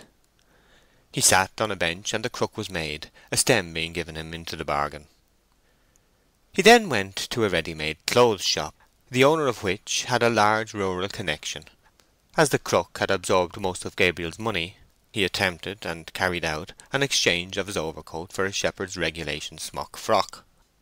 This transaction having been completed, he again hurried off to the centre of the town, and stood on the curb of the pavement as a shepherd, crook in hand. Now that Oak had turned himself into a shepherd, it seemed that bailiffs were most in demand. However, 2 or 3 farmers noticed him and drew near. Dialogues followed, more or less in the subjoined form. "Where do you come from?" "Norcombe." "That's a long way." "15 miles." "Whose farm were you upon last?" "My own." This reply invariably operated like a rumour of cholera. The inquiring farmer would edge away and shake his head dubiously. Gabriel, like his dog, was too good to be trustworthy, and he never made advance beyond this point. It is safer to accept any chance that offers itself, and extemporize a procedure to fit it, than to get a good plan matured and wait for a chance of using it. Gabriel wished he had not nailed up his colours as a shepherd, but had laid himself out for anything in the whole cycle of labour that was required in the fair. It grew dusk. Some merry men were whistling and singing by the corn exchange. Gabriel's hand, which had lain for some time idle in his smock-frock pocket, touched his flute, which he carried there. Here was an opportunity for putting his dearly bought wisdom into practice. He drew out his flute and began to play Jockey to the Fair, in the style of a man who had never known a moment's sorrow. Oak could pipe with Arcadian sweetness, and the sound of the well-known notes cheered his own heart as well as those of the loungers. He played on with spirit, and in half an hour had earned in pence what was a small fortune to a destitute man. By making inquiries he learnt that there was another fair at Shottsford the next day. "How far is Shottsford?" 10 miles t'other side of Weatherbury." Weatherbury. It was where Bathsheba had gone 2 months before. This information was like coming from night into noon. "How far is it to Weatherbury?" 5 or 6 miles. Bathsheba had probably left Weatherbury long before this time, but the place had enough interest attaching to it to lead Oak to choose Shottsford Fair as his next field of inquiry, because it lay in the Weatherbury quarter. Moreover, the Weatherbury folk were by no means uninteresting intrinsically. If report spoke truly, they were as hardy, merry, thriving, wicked a set as any in the whole county. Oak resolved to sleep at Weatherbury that night on his way to Shottsford, and struck out at once into the high road which had been recommended as the direct route to the village in question. The road stretched through water meadows traversed by little brooks, whose quivering surfaces were braided along their centres and folded into creases at the sides, or, where the flow was more rapid, the stream was pied with spots of white froth, which rode on in undisturbed serenity. On the higher levels the dead and dry carcasses of leaves tapped the ground as they bowled along helter-skelter upon the shoulders of the wind, and little birds in the hedges were rustling their feathers and tucking themselves in comfortably for the night, retaining their places if Oak kept moving, but flying away if he stopped to look at them. He passed by Yalbury Wood, where the game birds were rising to their roosts, and heard the crack-voiced cock-pheasant "Kyuk-kyuk," and the wheezy whistles of the hens. By the time he had walked 3 or 4 miles, every shape in the landscape had assumed a uniform hue of blackness. He descended Yalbury Hill, and could just discern ahead of him a waggon, drawn up under a great overhanging tree by the roadside. On coming close he found there were no horses attached to it, the spot being apparently quite deserted.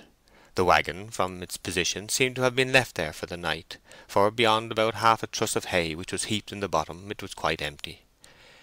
Gabriel sat down on the shafts of the vehicle and considered his position.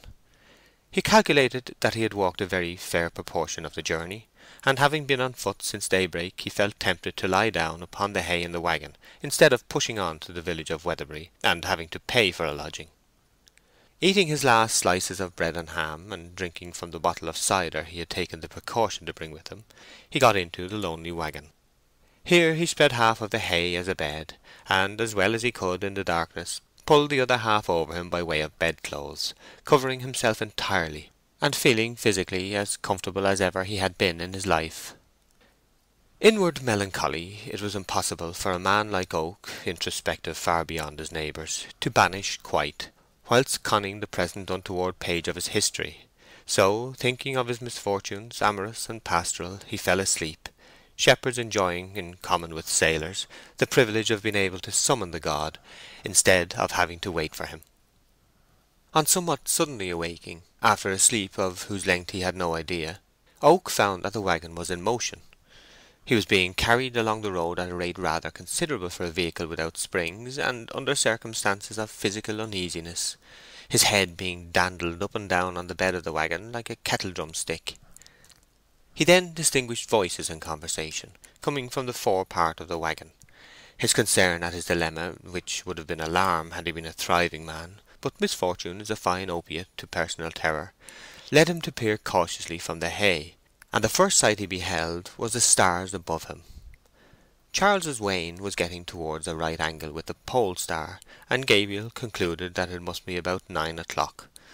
In other words, that he had slept 2 hours. This small astronomical calculation was made without any positive effort, and whilst he was stealthily turning to discover, if possible, into whose hands he had fallen. 2 figures were dimly visible in front, sitting with their legs outside the waggon, one of whom was driving. Gabriel soon found that this was the waggoner, and it appeared that they had come from Casterbridge fair like himself. A conversation was in progress, which continued thus. "Be as 'twill, she's a fine handsome body as far as looks be concerned, but that's only the skin of the woman, and these dandy cattle be as proud as Lucifer in their insides."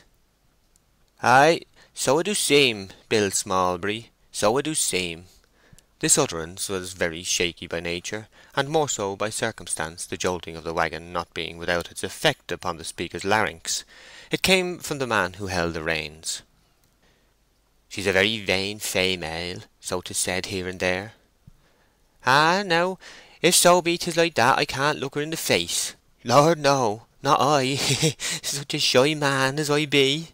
Yes, she's very vain. 'Tis said that every night at going to bed she looks in the glass to put on her nightcap properly. And not a married woman, oh the world! And it can play the pianner, so 'tis said. Can play so clever that it can make a psalm tune sound as well as the merriest loose song a man can wish for. Do you tell it? A happy time for us, and I feel quite a new man. And how do she pay?" "Oh, that I don't know, Master Poorgrass." On hearing these and other similar remarks, a wild thought flashed into Gabriel's mind that they might be speaking of Bathsheba. There were, however, no grounds for retaining such a supposition, for the waggon, though going in the direction of Weatherbury, might be going beyond it, and the woman alluded to seemed to be the mistress of some estate. They were now apparently close upon Weatherbury, and not to alarm the speakers unnecessarily, Gabriel slipped out of the waggon unseen. He turned to an opening in the hedge, which he found to be a gate, and mounting thereon, he sat meditating whether to seek a cheap lodging in the village, or to ensure a cheaper one by lying under some hay or corn stack. The crunching jangle of the waggon died upon his ear. He was about to walk on, when he noticed on his left hand an unusual light, appearing about half a mile distant. Oak watched it, and the glow increased. Something was on fire. Gabriel again mounted the gate, and, leaping down on the other side upon what he found to be ploughed soil, made across the field in the exact direction of the fire. The blaze, enlarging in a double ratio by his approach and its own increase, showed him as he drew nearer the outline of ricks beside it, lighted up to great distinctness. A rickyard was the source of the fire. His weary face now began to be painted over with a rich orange glow, and the whole front of his smock frock and gaiters was covered with a dancing shadow pattern of thorn twigs, the light reaching him through a leafless intervening hedge, and the metallic curve of his sheep-crook shone silver bright in the same abounding rays. He came up to the boundary fence, and stood to regain breath. It seemed as if the spot was unoccupied by a living soul. The fire was issuing from a long straw stack, which was so far gone as to preclude a possibility of saving it. A rick burns differently from a house. As the wind blows the fire inwards, the portion in flames completely disappears like melting sugar, and the outline is lost to the eye. However, a hay or wheat rick, well put together, will resist combustion for a length of time, if it begins on the outside. This before Gabriel's eyes was a rick of straw, loosely put together, and the flames darted into it with lightning swiftness. It glowed on the windward side, rising and falling in intensity, like the coal of a cigar. Then a superincumbent bundle rolled down with a whisking noise. Flames elongated and bent themselves about with a quiet roar, but no crackle. Banks of smoke went off horizontally at the back like passing clouds, and behind these burned hidden pyres, illuminating the semi-transparent sheet of smoke to a lustrous yellow uniformity. Individual straws in the foreground were consumed in a creeping movement of ruddy heat, as if they were knots of red worms, and above shone imaginary fiery faces, tongues hanging from lips, glaring eyes, and other impish forms, from which at intervals sparks flew in clusters like birds from a nest.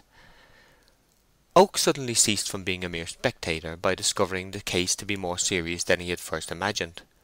A scroll of smoke blew aside and revealed to him a wheat rick in startling juxtaposition with a decaying one, and behind this a series of others composing the main corn produce of the farm, so that instead of the straw stack standing, as he had imagined, comparatively isolated, there was a regular connection between it and the remaining stacks of the group. Gabriel leapt over the hedge, and saw that he was not alone. The first man he came to was running about in a great hurry, as if his thoughts were several yards in advance of his body, which they could never drag on fast enough. "Oh, man! Fire! Fire! A good master and a bad servant is fire. Fire! I mean a bad servant and a good master. Oh, Mark Clark, come! And you, Billy Smallbury, and you, Mary Ann Money, and you, Jan Coggan, and Matthew there." Other figures now appeared behind this shouting man and among the smoke, and Gabriel found that, far from being alone, he was in a great company, whose shadows danced merrily up and down, timed by the jigging of the flames, and not at all by their owners' movements. The assemblage, belonging to that class of society which casts its thoughts into the form of feeling, and its feelings into the form of commotion, set to work with a remarkable confusion of purpose. "Stop the draught under the wheat rick!" cried Gabriel to those nearest to him. The corn stood on stone straddles, and between these tongues of yellow hue from the burning straw licked and darted playfully. If the fire once got under this stack, all would be lost. "Get a tarpaulin, quick!" said Gabriel. A rick cloth was brought, and they hung it like a curtain across the channel. The flames immediately ceased to go under the bottom of the corn stack, and stood up vertical. "Stand here with a bucket of water, and keep the cloth wet," said Gabriel again. The flames, now driven upward, began to attack the angles of the huge roof covering the wheat stack. "A ladder!" cried Gabriel. "The ladder was against the straw rick and is burnt to a cinder," said a spectre-like form in the smoke. Oak seized the cut ends of the sheaves as if he were going to engage in the operation of reed drawing, and, digging in his feet and occasionally sticking in the stem of his sheep crook, he clambered up the beetling face. He at once sat astride the very apex, and began with his crook to beat off the fiery fragments which had lodged thereon, shouting to the others to get him a bough and a ladder, and some water. Billy Smallbury, one of the men who had been on the waggon, by this time had found a ladder, which Mark Clark ascended, holding on beside Oak upon the thatch. The smoke at this corner was stifling, and Clark, a nimble fellow, having been handed a bucket of water, bathed Oak's face and sprinkled him generally, whilst Gabriel, now with a long beech bough in one hand, in addition to his crook in the other, kept sweeping the stack and dislodging all fiery particles. On the ground the groups of villagers were still occupied in doing all they could to keep down the conflagration, which was not much. They were all tinged orange and backed up by shadows of varying pattern. Round the corner of the largest stack, out of the direct rays of the fire, stood a pony bearing a young woman on its back. By her side was another woman on foot. These two seemed to keep at a distance from the fire, that the horse might not become restive. "He's a shepherd," said the woman on foot. "Yes, he is. See how his crook shines as he beats the rick with it? And his smock frock is burnt in 2 holes, I declare. A fine young shepherd he is too, ma'am." "Whose shepherd is he?" said the equestrian in a clear voice. "I don't know, ma'am." "Don't any of the others know?" "Nobody at all. I've asked them. Quite a stranger, they say." The young woman on the pony rode out from the shade and looked anxiously around. "Do you think the barn is safe?" she said. "Do you think the barn is safe, Jan Coggan?" said the second woman, passing on the question to the nearest man in that direction. "Safe now, leastwise I think so. If this rick had gone, the barn would have followed. 'Tis that bold shepherd up there that have done the most good. He's sitting on top of that rick, whizzing his great long arms about like a windmill." "He does work hard," said the young woman on horseback, looking up at Gabriel through her thick woollen veil.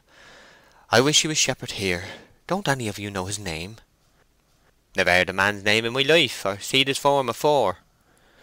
The fire began to get worsted, and Gabriel's elevated position being no longer required of him, he made as if to descend. "Maryann," said the girl on horseback, "go to him as he comes down, and say that the farmer wishes to thank him for the great service he has done." Maryann stalked off towards the rick, and met Oak at the foot of the ladder. She delivered her message. "Where is your master, the farmer?" said Gabriel, kindling with the idea of getting employment that seemed to strike him now. "'Tisn't a master, 'tis a mistress shepherd."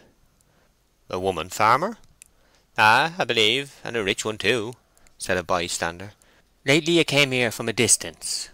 Took on her uncle's farm, who died suddenly, and used to measure his money in half-pint cups. They say now that she's business in every bank in Casterbridge, and thinks no more of playing pitch and toss sovereign than you and I do pitch halfpenny. Not a bit in the world, shepherd."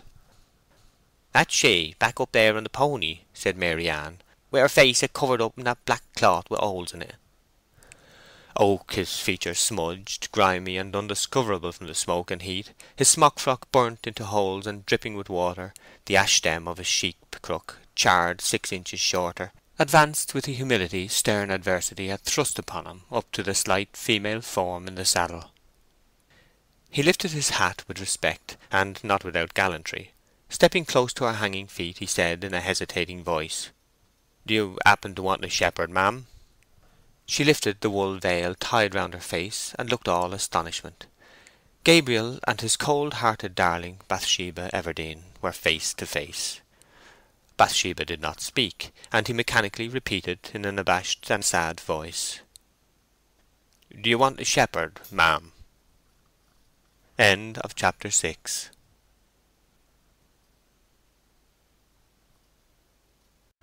Far from the Madding Crowd by Thomas Hardy, Chapter 7.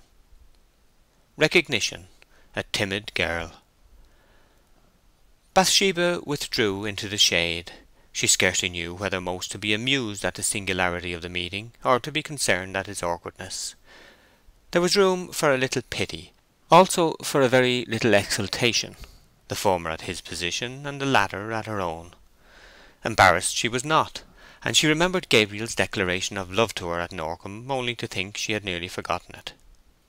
"Yes," she murmured, putting on an air of dignity, and turning again to him with a little warmth of cheek, "I do want a shepherd, but—" "He's the very man, ma'am," said one of the villagers quietly.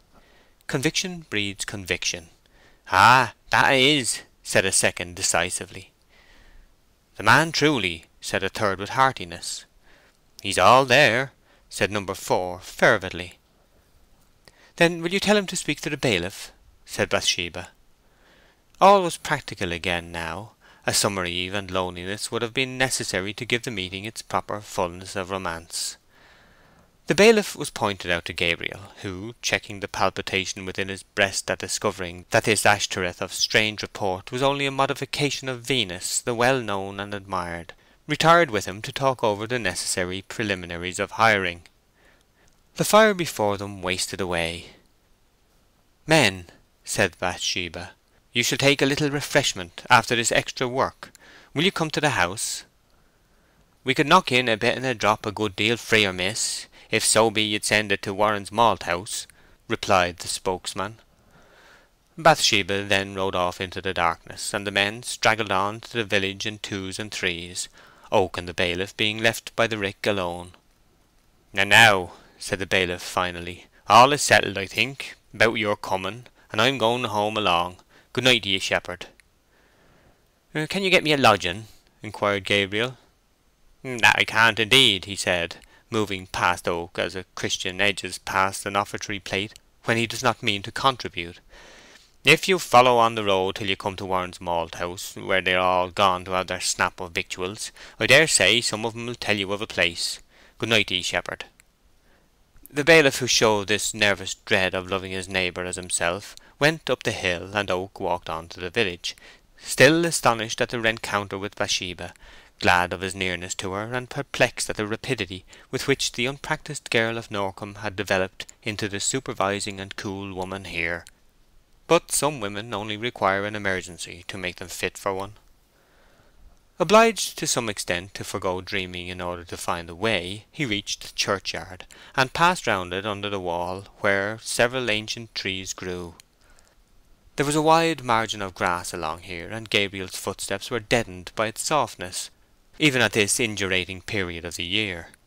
When abreast of a trunk which appeared to be the oldest of the old, he became aware that a figure was standing behind it. Gabriel did not pause in his walk, and in another moment he accidentally kicked a loose stone. The noise was enough to disturb the motionless stranger, who started and assumed a careless position.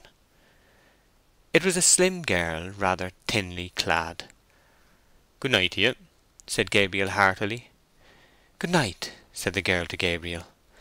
The voice was unexpectedly attractive. It was the low and dulcet note suggestive of romance, common in descriptions and rare in experience.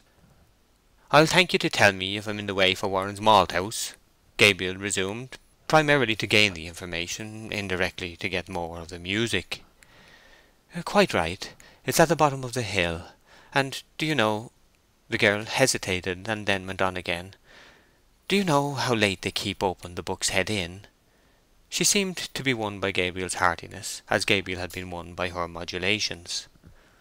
"I don't know where the Buck's Head is, or anything about it. Do you think of going there to-night?" "Yes."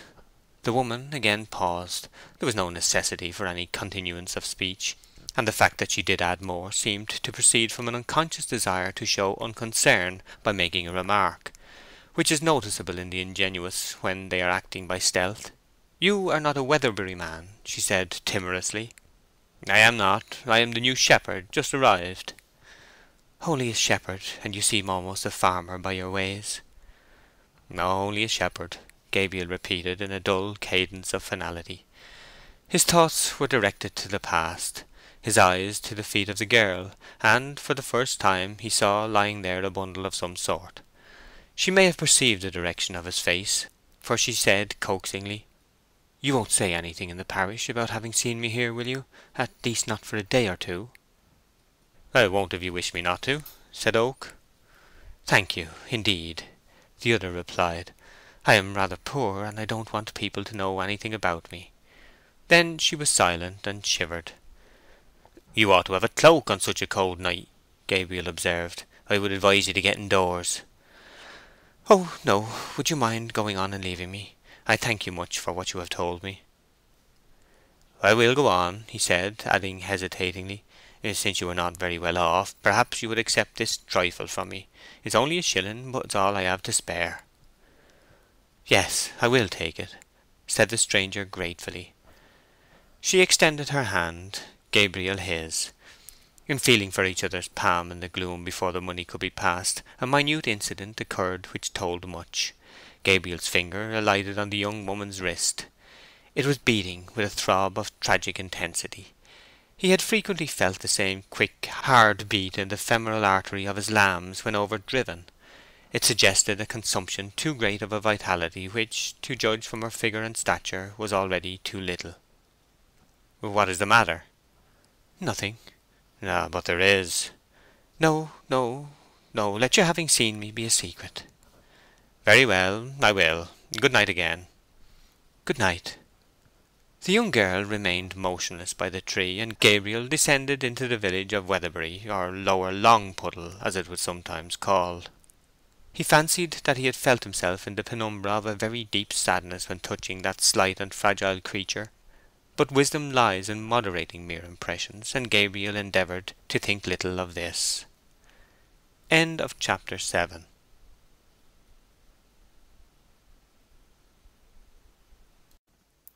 Far from the Madding Crowd by Thomas Hardy, Chapter 8. The Malt House, the Chat, News. Warren's malthouse was enclosed by an old wall enwrapped with ivy, and though not much of the exterior was visible at this hour, the character and purposes of the building were clearly enough shown by its outline upon the sky. From the walls an overhanging thatched roof sloped up to a point in the centre, upon which rose a small wooden lantern, fitted with louver boards on all the four sides, and from these openings a mist was dimly perceived to be escaping into the night air. There was no window in front, but a square hole in the door was glazed with a single pane, through which red comfortable rays now stretched out upon the ivied wall in front. Voices were to be heard inside. Oak's hand skimmed the surface of the door with fingers extended to an Elymas the Sorcerer pattern, till he found a leathern strap, which he pulled. This lifted the wooden latch, and the door swung open. The room inside was lighted only by the ruddy glow from the kiln mouth, which shone over the floor with the streaming horizontality of the setting sun, and threw upwards the shadows of all facial irregularities in those assembled around. The stone flag floor was worn into a path from the doorway to the kiln, and into undulations everywhere.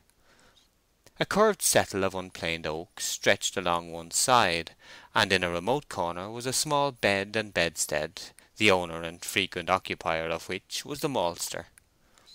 This aged man was now sitting opposite the fire, his frosty white hair and beard overgrowing his gnarled figure like the grey moss and lichen upon a leafless apple tree. He wore breeches and the laced-up shoes called ankle-jacks. He kept his eyes fixed upon the fire. Gabriel's nose was greeted by an atmosphere laden with the sweet smell of new malt.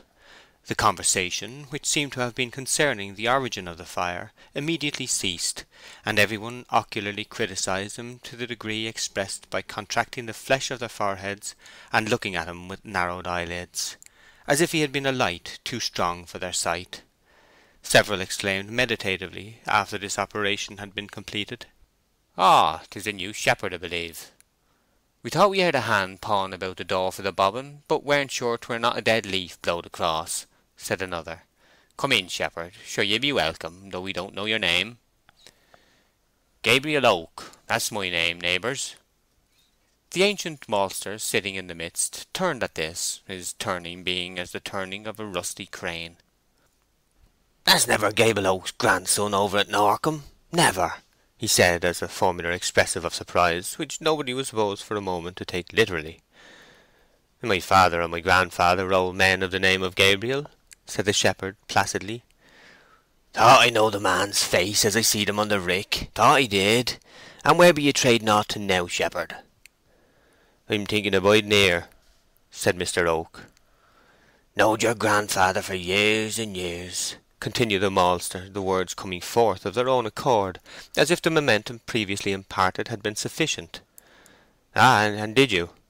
"Knowed your grandmother." "And her too?" "Likewise knowed your father when he was a child. Why, my boy Jacob there and your father were sworn brothers. That they were, sure. Weren't you, Jacob?" "Ah, sure," said his son, a young man about 65, with a semi-bald head and one tooth in the left centre of his upper jaw, which made much of itself by standing prominent like a milestone in a bank. "But 'twas Joe had most to do with him. However, my son William must have knowed the very man afore us. Didn't ye, Billy, afore you left Norcombe?" "No, 'twas Andrew," said Jacob's son, Billy, a child of 40 or thereabouts, who manifested the peculiarity of possessing a cheerful soul in a gloomy body, and whose whiskers were assuming a chinchilla shade here and there. "I can mind Andrew," said Oak, "as being a man in the place when I was quite a child." "Ah, and the other day I and my youngest daughter Liddy were over at my grandson's christening," continued Billy. "We were talking about this very family, and 'twas only last purification day in this very world, when the use money is gied away to the second best poor folk, you know, shepherd. And I can mind the day, because they all had to traipse up to the vestry. Yeah, this very man's family." "Come, shepherd, and drink. 'Tis gape and swaller with us. A drop of summat, but not of much account," said the maltster, removing from the fire his eyes, which were vermilion red and bleared by gazing into it for so many years. "Take up the God forgive me, Jacob, and see if 'tis warm, Jacob." Jacob stooped to the God forgive me, which was a two-handled tall mug standing in the ashes, cracked and charred with heat.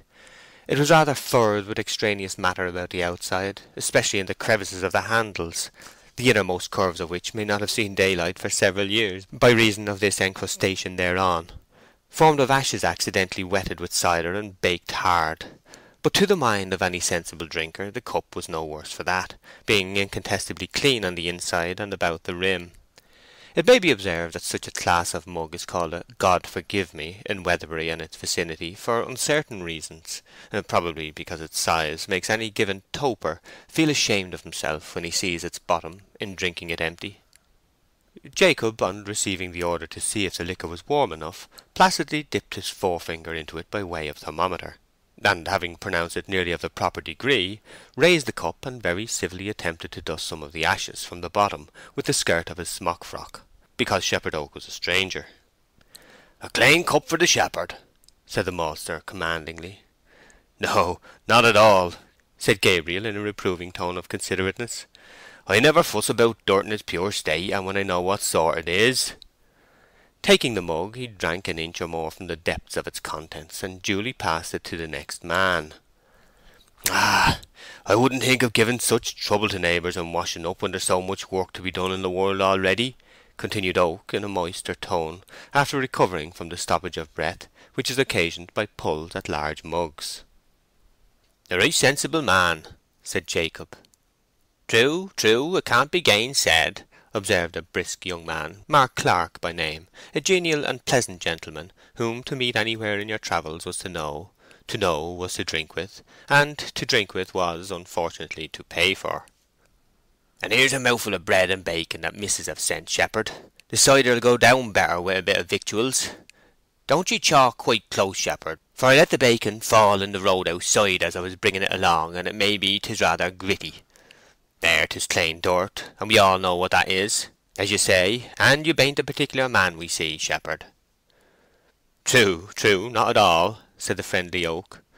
"Don't let your teeth quite meet, and you won't feel the sandiness at all. 'Tis wonderful what can be done by contrivance." "My own mind exactly, neighbour." "Ah, he's his grandfer's own grandson. His grandfer were just such a nice unparticular man," said the maltster. "Drink, Henry Fray, drink," magnanimously said Jan Coggan, a person who held Saint Simonian notions of share and share alike where liquor was concerned, as the vessel showed signs of approaching him in its gradual revolution among them. Having at this moment reached the end of a wistful gaze into mid-air, Henry did not refuse. He was a man of more than middle age, with eyebrows high up in his forehead, who laid it down that the law of the world was bad, with a long-suffering look through his listeners at the world alluded to, as it presented itself to his imagination. He always signed his name Henery, strenuously insisting upon that spelling, and if any passing schoolmaster ventured to remark that the second E was superfluous and old-fashioned, he received the reply that Henery was the name he was christened, and the name he would stick to, in the tone of one to whom orthographical differences were matters which had a great deal to do with personal character. Mr. Jan Coggan, who had passed the cup to Henery, was a crimson man with a spacious countenance and private glimmer in his eye, whose name had appeared on the marriage register of Weatherbury and the neighbouring parishes as best man and chief witness in countless unions of the previous 20 years. He also very frequently filled the post of head godfather in baptisms of the subtly jovial kind. "Come, Mark Clark, come, there's plenty more in the barrel," said Jan. "Ah, that I will. 'Tis my only doctor," replied Mr. Clark, who, 20 years younger than Jan Coggan, revolved in the same orbit. He secreted mirth on all occasions for special discharge at popular parties. "Why, Joseph Poorgrass, ye hadn't had a drop," said Mr. Coggan to a self-conscious man in the background, thrusting the cup towards him. "Such a modest man as he is," said Jacob Smallbury. "Why, you've hardly had strength of eye enough to look in our young missus's face, so I hear, Joseph." All looked at Joseph Poorgrass with pitying reproach. "No, I've hardly looked at her at all," simpered Joseph, reducing his body smaller whilst talking, apparently from a meek sense of undue prominence. "And when I seed her, 'twas nothing but blushes with me." "Poor feller," said Mr. Clark. "'Tis a curious nature for a man," said Jan Coggan. "Yes," continued Joseph Poorgrass, his shyness, which was so painful as a defect, filling him with a mild complacency, now that it was regarded as an interesting study. "'Twere blush, blush, blush with me every minute of the time when she was speaking to me." "I believe you, Joseph Poorgrass, for we all know you to be a very bashful man." "'Tis an awkward gift for a man, poor soul," said the maltster. "And how long have you suffered from it, Joseph?" "Oh, ever since I was a boy. Yes, mother was concerned to her heart about it, yes, but 'twas all naught." "Did you ever go into the world and try to stop it, Joseph Poorgrass?" "I tried all sorts of company. They took me to Greenhill Fair, and into a great gay jerry-go-nimble show, where there were women folk riding around, standing upon horses, with hardly anything on but their smocks, but it didn't cure me a morsel. And then I was put errand man at the woman's skittle alley at the back of the Tailor's Arms in Casterbridge. 'Twas a horrible sinful situation, and a very curious place for a good man. I had to stand and look bawdy people in the face from morning till night. But 'twas no use, I was just as bad as ever after all. Blushes have been in the family for generations. There, 'tis a happy providence that I be no worse." "True," said Jacob Smallbury, deepening his thoughts to a profounder view of the subject. "'Tis a thought to look at, that you might have been worse. But even as you be, 'tis a very bad affliction for 'ee, Joseph. For you see, shepherd, though 'tis very well for a woman, dang it all, 'tis awkward for a man like him, poor fella." "Yes, 'tis," said Gabriel, recovering from a meditation. "Yes, very awkward for the man." "Ay, and he's very timid too," observed Jan Coggan. "Once he had been working late at Yalbury Bottom, and had had a drop of drink, and lost his way as he was coming home along through Yalbury Wood. Didn't he, Master Poorgrass?" "No, no, not that story," expostulated the modest man, forcing a laugh to bury his concern.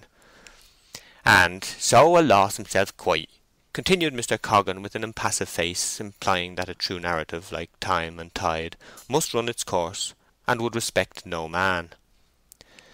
"And as he was coming along in the middle of the night, much afeard and not able to find his way out of the trees nohow, it cried out, 'Man alost! Man alost!' A owl in a tree happened to be crying, 'Hoo, hoo, hoo,' as owls do, you know, shepherd." Gabriel nodded. "And Joseph, all in a tremble, said, 'Joseph Poorgrass of Weatherbury, sir.'" "No, no, now that's too much," said the timid man, becoming a man of brazen courage all of a sudden. "I didn't say 'sir.' I'll take my oath I didn't say 'Joseph Poorgrass of Weatherbury, sir.' No, no, what's right is right, and I never said 'sir' to the bird, knowing very well that no man of a gentleman's rank would be hollering there at that time of night. 'Joseph Poorgrass of Weatherbury.' That's every word I said, and I shouldn't have said that if it hadn't been for Keeper Day's metheglin. There, 'twas a merciful thing it ended where it did." The question of which was right being tacitly waived by the company, Jan went on meditatively. "And he's a fearfullest man, bain't you, Joseph? Ay, another time you were lost by Lammindown Gate, weren't you, Joseph?" "I was," replied Poorgrass, as if there were some conditions too serious even for modesty to remember itself under, this being one. "Yes, that were in the middle of the night too. The gate would not open, try how he would, and knowing there was the devil's hand in it, he kneeled down." "Ah," said Joseph, acquiring confidence from the warmth of the fire, the cider, and a perception of the narrative capabilities of the experience alluded to. "My heart died within me that time, but I kneeled down and said the Lord's Prayer, and then the belief right through, and then the 10 Commandments in earnest prayer. But no, the gate wouldn't open. And then went on with dearly beloved brethren, and thinks I, this makes 4, and 'tis all I know out of the book, and if this don't do it, nothing will, and I'm a lost man. Well, when I got to saying after me, I rose from my knees and found that the gate would open. Yes, neighbours, the gate opened the same as ever."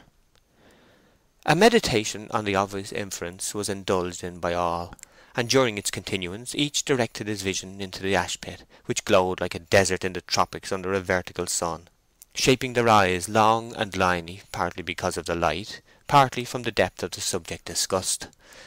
Gabriel broke the silence. "What sort of place is this to live at? And what sort of missus is she to work under?" Gabriel's bosom thrilled gently as he thus slipped under the notice of the assembly the innermost subject of his heart. "We know little of her, nothing. She only showed herself a few days ago. Her uncle was took bad, and the doctor was called with his worldwide skill, but he couldn't save the man.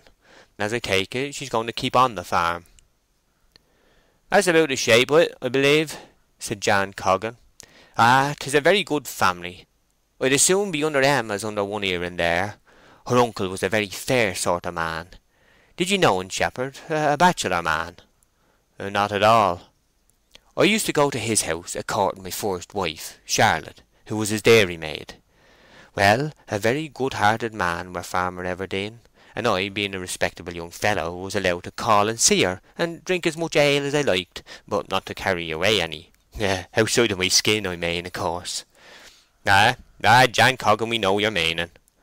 "And you see, 'twas beautiful ale, and I wished to value his kindness as much as I could, and not to be so ill-mannered as to drink only a thimbleful, which would have been insulting to the man's generosity." "True, Master Coggan, 'twould so," corroborated Mark Clark. "And so I used to eat a lot of salt fish afore going, and then by the time I got there I were as dry as a lime basket. So thoroughly dry that ale would slip down. Ah, 'twould slip down sweet. Happy times, heavenly times. Such lovely drunks as I used to have at that house. You can mind, Jacob. You used to go with me sometimes." I can," said Jacob. "That one too that we had at the Buck's Head on a White Monday was a pretty tipple." "'Twas, but for a wet of the better class, that brought you no nearer to the horned man than you were before you begun. There was none like those in Farmer Everdene's kitchen. Not a single dam allowed. No, not a bare poor one, even at the most cheerful moment when all were blindest. Though the good old word of sin thrown in here and there at such times is a great relief to a merry soul." "True," said the maltster. "Nature requires her swearing at regular times, or she's not herself, and unholy exclamations is a necessity of life." "But Charlotte," continued Coggan, "not a word of the sort would Charlotte allow, nor the smallest item of taking in vain. Ah, poor Charlotte! I wonder if she'd had the good fortune to get into heaven when I died. But I never was much in luck's way, and perhaps I went downwards after all, poor soul." "And did any of you know Miss Everdene's father and mother?" inquired the shepherd, who found some difficulty in keeping the conversation in the desired channel. "I knew him a little," said Jacob Smallbury, "but they were townsfolk and didn't live here. They've been dead for years. Father, what sort of people were Mrs.'s father and mother?" "Well," said the maltster, "he wasn't much to look at, but she was a lovely woman. He was fond enough of her as a sweetheart." "Used to kiss her scores and long hundreds of times, so 'twas said," observed Coggan. "He was very proud of her too, when they were married, as I've been told," said the maltster. "Ay," said Coggan. "He admired her so much that he used to light the candle 3 times a night to look at her." "Boundless love! I shouldn't have supposed it in the universe," murmured Joseph Poorgrass, who habitually spoke on a large scale in his moral reflections. "Well, to be sure," said Gabriel. "Oh, 'tis true enough. I know the man and woman both well. Levi Everdene, that was the man's name, sure. Man, saith I in my hurry, but he were of a higher circle of life than that. I was a gentleman tailor, really, worth scores of pounds, and he became a very celebrated bankrupt 2 or 3 times." "Oh, I thought he was quite a common man," said Joseph. "Oh, no, no. That man failed for heaps of money, hundreds in gold and silver." The maltster being rather short of breath, Mr. Coggan, after absently scrutinizing a coal which had fallen among the ashes, took up the narrative with a private twirl of his eye. "Well, now, you'd hardly believe it, but that man, our Miss Everdene's father, was one of the ficklest husbands alive, after a while. Understand, I didn't want to be fickle, but I couldn't help it. The poor fellow were faithful and true enough to her in his wish, but his heart would rove, do what he would. He spoke to me in real tribulation about it once. 'Coggan,' he said, 'I could never wish for a handsomer woman than I've got, but feeling she's ticketed as my lawful wife, I can't help my wicked heart wandering, do what I will.' But alas, I believe he cured it by making her take off her wedding ring and calling her by her maiden name, as they sat together after the shop was shut, and so I would get to fancy she was only a sweetheart and not married to him at all. And as soon as he could thoroughly fancy he was doing wrong and committing the seventh, I got to like her as well as ever, and they lived on, a perfect picture of mutual love. "Well, that was a most ungodly remedy," murmured Joseph Poorgrass. "But we ought to feel deep cheerfulness that a happy Providence kept it from being any worse. You see, he might have gone the bad road, and given his eyes to unlawfulness entirely. Yes, gross unlawfulness, so to say it." "You see," said Bill Smallbury, "the man's will was to do right, sure enough, but his heart didn't chime in." "He got so much better that he was quite godly in his later years, wasn't he, Jan?" said Joseph Poorgrass. "He got himself confirmed over again in a more serious way, and took to saying Amen almost as loud as the clerk, and he liked to copy comforting verses from the tombstones. He used to hold the money play at Let Your Light So Shine, and stand godfather to poor little come-by-chance children. And he kept a missionary box on his table, to nab folks unawares when they called. Yeah, and he would box the charity boys' ears, if they laughed in church, till they could hardly stand upright, and do other deeds of piety natural to the saintly inclined." "Ay, and at that time he thought of nothing but high things," added Billy Smallbury. "One day Parson Thirdly met him and said, 'Good morning, Mr. Everdene, 'tis a fine day.' 'Amen,' said Everdene, quite absent-like, thinking only of religion when he see the parson. Yes, he was a very Christian man." "Their daughter was not at all a pretty child at that time," said Henery Fray. "Never should have thought she'd have growed up such a handsome body as she is." "'Tis to be hoped her temper's as good as her face." "Well, yes, but the bailie'll have most to do with the business than ourselves. Ah!" Henery gazed in the ash pit and smiled volumes of ironical knowledge. "A queer Christian, like a devil's head in a cowl, as the saying is," volunteered Mark Clark. Footnote: This phrase is a conjectural emendation of the unintelligible expression, "as the devil said to the owl," used by the natives. End of footnote.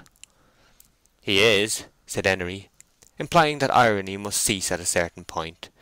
"Between we two, man and man, I believe that man would as soon tell a lie on Sundays as working days. That I do." "Good faith, you do talk," said Gabriel. "True enough," said the man of bitter moods, looking round upon the company with the antithetic laughter that comes from a keener appreciation of the miseries of life than ordinary men are capable of. "Ha! There's people of one sort and people of another, but that man, bless your souls!" Gabriel thought fit to change the subject. "You must be a very aged man, Malter, to have sons growed mild and ancient," he remarked. "Father's so old that I can't mind his age, can he, father?" interposed Jacob. "And he's growed terrible crooked too lately," Jacob continued, surveying his father's figure, which was rather more bowed than his own. "Really, one may say that father there is three double." "Crooked folk will last a long while," said the maltster, grimly, and not in the best humour. "Shepherd would like to hear the pedigree of your life, father, wouldn't ye, Shepherd?" "Ay, that I should," said Gabriel, with the heartiness of a man who had longed to hear it for several months. "What may your age be, Malter?" The maltster cleared his throat in an exaggerated form for emphasis, and, elongating his gaze to the remotest point of the ash pit, said in the slow speech justifiable when the importance of a subject is so generally felt that any mannerism must be tolerated in getting at it. "Well, I don't mind the year I were born in, but perhaps I can reckon up the places I've lived at, and so get it that way. I bode at Upper Longpuddle, across there," nodding to the north, "till I were 11. Bode 7 at Kingsbere," nodding to the east, "where I took to malting. I went therefrom to Norcombe, and malted there 22 years, and 22 years I was there turnip hoeing and harvesting. Ah, I know that old place Norcombe years afore you were thought of, Master Oak." Oak smiled sincere belief in the fact. "Then I malted at Durnover 4 years, and 4 year turnip hoeing. And I was 14 times 11 months at Millpond St. Jude's," nodding north-west by north. "Old Twills wouldn't hire me for more than 11 months at a time to keep me from being chargeable to the parish, if so be I was disabled. Then I was 3 years at Mellstock, and I've been here 31 year come Candlemas. Now how much is that?" "117," chuckled another old gentleman given to mental arithmetic and little conversation, who had hitherto sat unobserved in a corner. "Well, then, that's my age," said the maltster emphatically. "Oh, no, father," said Jacob. "Your turnip owing were in the summer and your malting in the winter of the same years, and we don't ought to count both halves, father."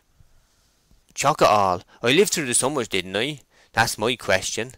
I suppose you'll say next I'll be no age at all to speak of." "Sure we shan't," said Gabriel soothingly. "You be a very old age person, Malter," attested Jan Coggan, also soothingly. "We all know that, and you must have a wonderful talented constitution to be able to live so long, mustn't ye, neighbours?" "True, true, you must, maltster, wonderful," said the meeting unanimously. The maltster, being now pacified, was even generous enough to voluntarily disparage in a slight degree the virtue of having lived a great many years, by mentioning that the cup they were drinking out of was 3 years older than he. While the cup was being examined, the end of Gabriel Oak's flute became visible over his smock-frock pocket, and Henery Fray exclaimed, "Surely, shepherd, I seed you blowing into a great flute by now at Casterbridge." "You did," said Gabriel, blushing faintly. "I've been in great trouble, neighbours, and was driven to it. I used not to be so poor as I be now." "Never mind, Hart," said Mark Clark. "You should take it careless like, shepherd, and your time will come. But we could thank ye for a tune, if ye bain't too tired." "Neither drum nor trumpet have I heard since Christmas," said Jan Coggan. "Come, raise a tune, Master Oak." "Ah, that I will," said Gabriel, pulling out his flute and putting it together.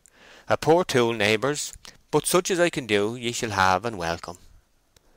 Oak then struck up "Jockey to the Fair," and played that sparkling melody 3 times through, accenting the notes in the third round in a most artistic and lively manner by bending his body in small jerks and tapping with his foot to beat time.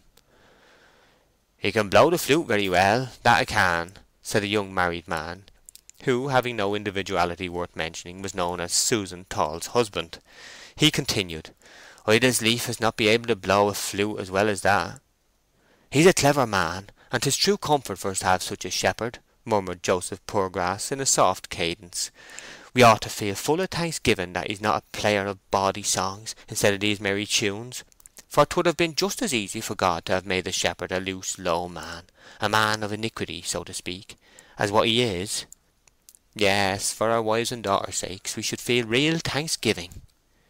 "True, true, real thanksgiving," dashed in Mark Clark conclusively, not feeling it to be of any consequence to his opinion that he had only heard about a word and 3/4 of what Joseph had said.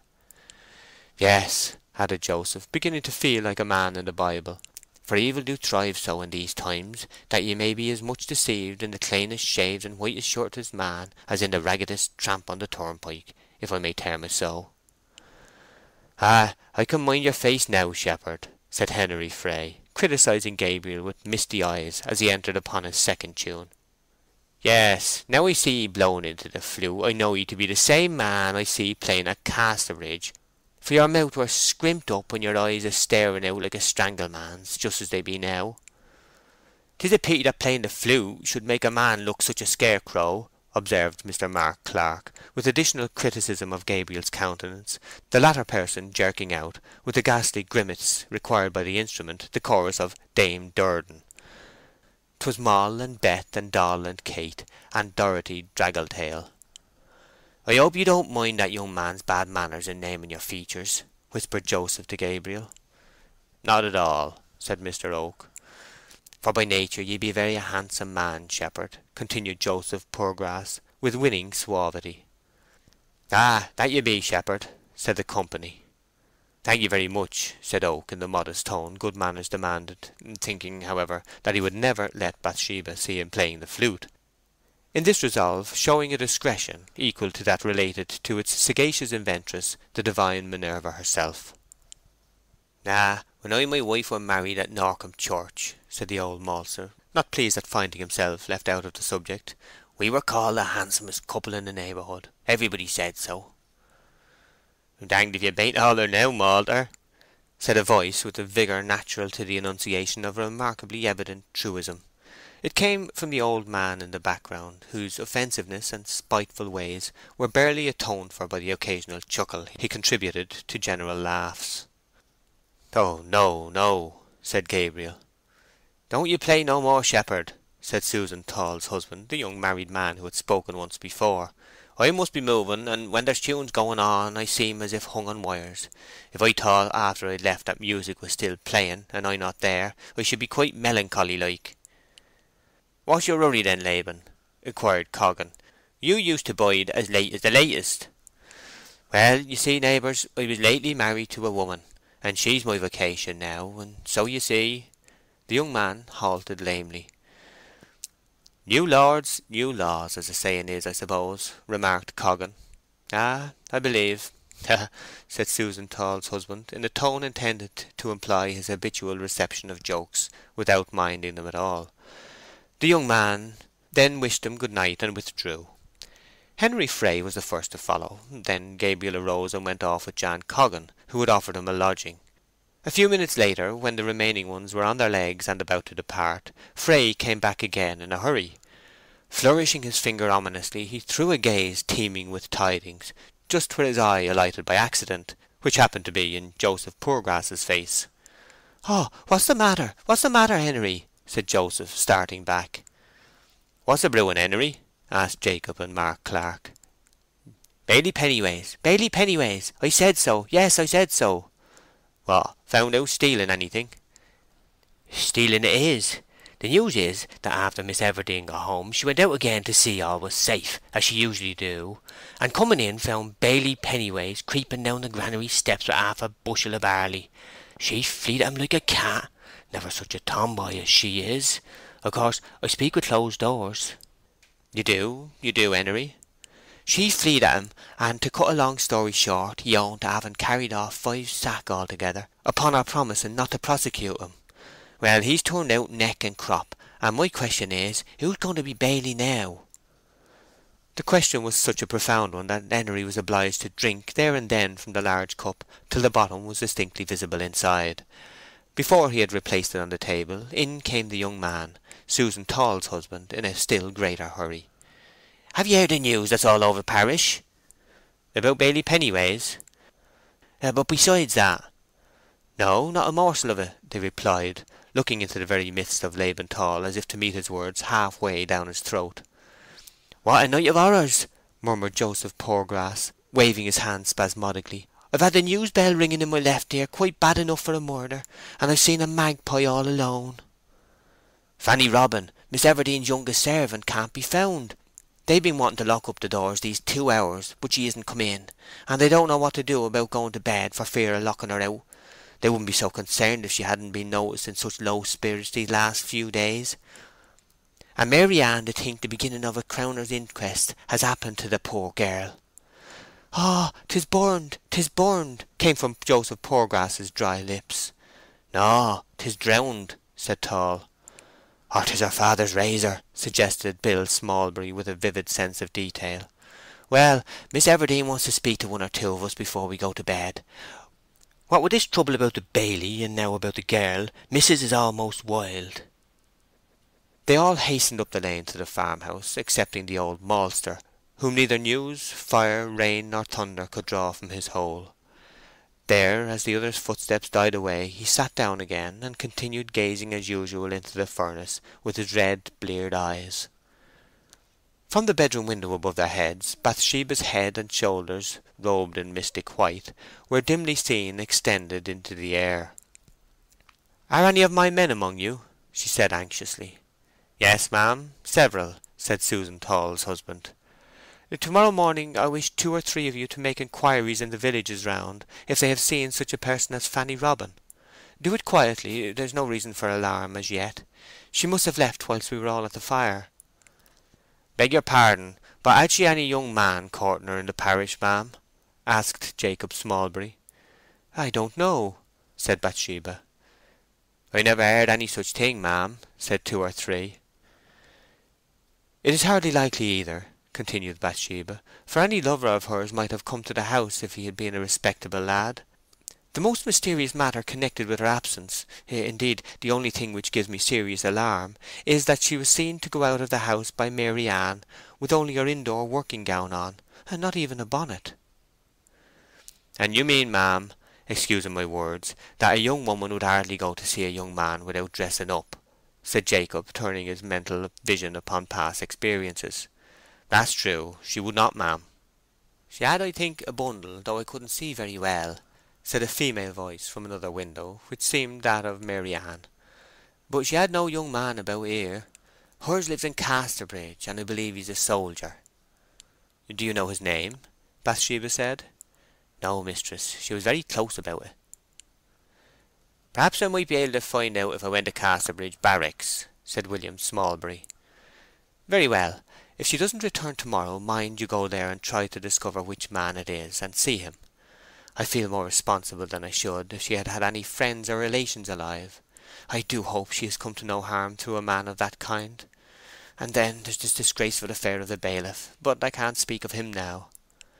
Bathsheba had so many reasons for uneasiness that it seemed she did not think it worth while to dwell upon any particular one. "Do as I told you, then," she said in conclusion, closing the casement. "Ay, ay, missus, we will," they replied, and moved away.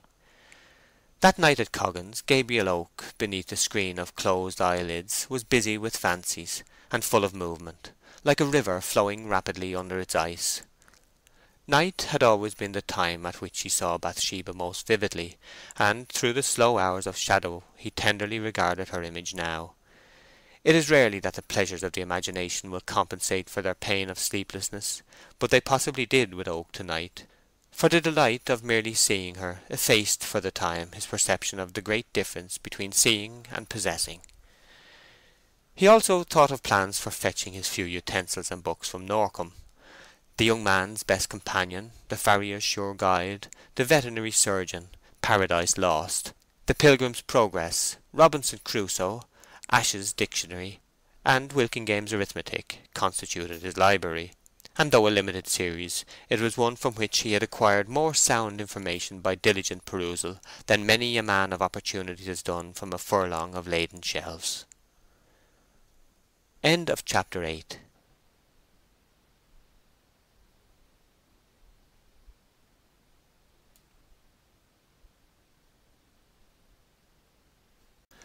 Far from the Madding Crowd by Thomas Hardy, Chapter 9. The Homestead, a Visitor, Half Confidences. By daylight the bower of Oak's new-found mistress, Bathsheba Everdene, presented itself as a hoary building of the early stage of classic Renaissance as regards its architecture, and of a proportion which told at a glance that, as is so frequently the case, it had once been the memorial hall upon a small estate around it, now altogether effaced as a distinct property, and merged in the vast tract of a non-resident landlord, which comprised several such modest domains. Fluted pilasters, worked from the solid stone, decorated its front, and above the roof the chimneys were panelled or columnar, some coped gables with finials and like features still retaining traces of their Gothic extraction. Soft brown mosses, like faded velveteen, formed cushions upon the stone tiling, and tufts of the houseleek or sengreen sprouted from the eaves of the low surrounding buildings. A gravel walk leading from the door to the road in front was encrusted at the sides with more moss. Here it was a silver-green variety, the nut brown of the gravel being visible to a width of only a foot or two in the centre. This circumstance, and the generally sleepy air of the whole prospect here, together with the animated and contrasting state of the reverse façade, suggested to the imagination that on the adaptation of the building for farming purposes the vital principle of the house had turned round inside its body to face the other way. Reversals of this kind, strange deformities, tremendous paralyses, are often seen to be inflicted by trade upon edifices, either individual or in the aggregate as streets and towns, which were originally planned for pleasure alone. Lively voices were heard this morning in the upper rooms, the main staircase to which was of hard oak, the balusters, heavy as bedposts, being turned and moulded in the quaint fashion of their century, the handrail as stout as a parapet top, and the stairs themselves continually twisting round like a person trying to look over his shoulder. Going up, the floors above were found to have a very irregular surface, rising to ridges, sinking into valleys, and being just then uncarpeted, the face of the boards was seen to be eaten into innumerable vermiculations. Every window replied by a clang to the opening and shutting of every door. A tremble followed every bustling movement, and a creak accompanied a walker about the house like a spirit wherever he went.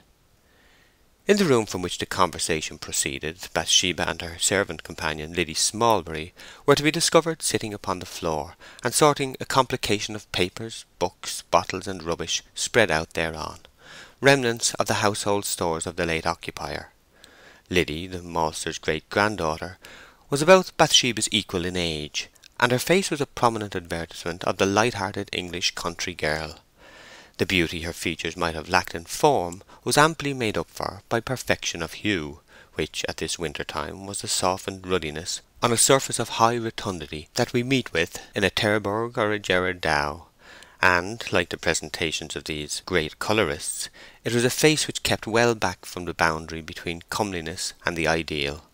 Though elastic in nature, she was less daring than Bathsheba, and occasionally showed some earnestness, which consisted half of genuine feeling and half of mannerliness, superadded by way of duty.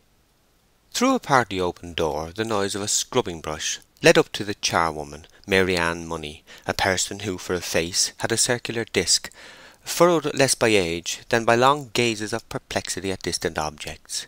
To think of her was to get good-humoured. To speak of her was to raise the image of a dried Normandy pippin. "Stop your scrubbing a moment," said Bathsheba through the door to her. "I hear something." Mary Ann suspended the brush. The tramp of a horse was apparent, approaching the front of the building. The paces slackened, turned in at the wicket, and, what was most unusual, came up the mossy path close to the door. The door was tapped with the end of a crop or stick. "What impertinence," said Liddy in a low voice, "to ride up the footpath like that. Why didn't he stop at the gate? Lord, 'tis a gentleman. I see the top of his hat." "Be quiet," said Bathsheba. The further expression of Liddy's concern was continued by aspect instead of narrative. "Why doesn't Mrs. Coggan go to the door?" Bathsheba continued. Rat-tat-tat-tat resounded more decisively from Bathsheba's oak. "Mary Ann, you go," she said, fluttering under the onset of a crowd of romantic possibilities. "Oh, ma'am, see, here's a mess." The argument was unanswerable after a glance at Mary Ann. "Liddy, you must," said Bathsheba. Liddy held up her hands and arms coated with dust from the rubbish they were sorting, and looked imploringly at her mistress. "There, Mrs. Coggan is going," said Bathsheba, exhaling her relief in the form of a long breath which had lain in her bosom a minute or more. The door opened, and a deep voice said, "Is Miss Everdene at home?" "I'll see, sir," said Mrs. Coggan, and in a minute appeared in the room. "Dear, what a third-over place this world is," continued Mrs. Coggan, a wholesome-looking lady who had a voice for each class of remark according to the emotion involved, who could toss a pancake or twirl a mop with the accuracy of pure mathematics, and who at this moment showed hands shaggy with fragments of dough and arms encrusted with flour. "I'm never up to my elbows, miss, in making a pudding, but one of two things do happen. Either my nose must needs begin tickling, and I can't live without scratching it, or somebody knocks at the door. Here's Mr. Boldwood wanting to see you, Miss Everdene." A woman's dress being a part of her countenance, and any disorder in one being of the same nature with a malformation or wound in the other, Bathsheba said at once, "I can't see him in this state. Whatever shall I do?" Not at homes were hardly naturalized in Weatherbury farmhouses, so Liddy suggested, "Say you're a fright with dust and you can't come down." "Yes, that sounds very well," said Mrs. Coggan critically. "Say I can't see him. That will do." Mrs. Coggan went downstairs and returned the answer as requested, adding, however, on her own responsibility, "Miss is dusting bottles, sir, and is quite a object. That's why 'tis." "Oh, very well," said a deep voice indifferently. "All I wanted to ask was if anything had been heard of Fanny Robin." "Nothing, sir, but we may know to-night. William Smallbury has gone to Casterbridge, where our young man lives, as is supposed, and the other men be inquiring about everywhere." The horse's tramp then recommenced and retreated, and the door closed. "Who is Mr. Boldwood?" said Bathsheba. "A gentleman farmer at Little Weatherbury." "Married?" "No, miss." "How old is he?" "40, I should say. Very handsome, rather stern-looking and rich." "What a bother this dusting is! I am always in some unfortunate plight or other," said Bathsheba complainingly. "Why should he inquire about Fanny?" Oh, because as she had no friends in her childhood, he took her and put her to school, and got her a place here under your uncle. He's a very kind man that way, but Lord, there! What? Never was such a hopeless man for a woman. He's been courted by sixes and sevens. All the girls, gentle and simple for miles around, have tried him. Jane Perkins worked at him for 2 months, like a slave. And the two Miss Taylors spent a year upon him, and he cost Farmer Ives's daughter nights of tears and £20 worth of new clothes. But Lord, the money might as well have been thrown out of the window. A little boy came up at this moment and looked in upon them. This child was one of the Coggins, who, with the Smallburys, were as common among the families of the district as the Avons and Derwents among our rivers.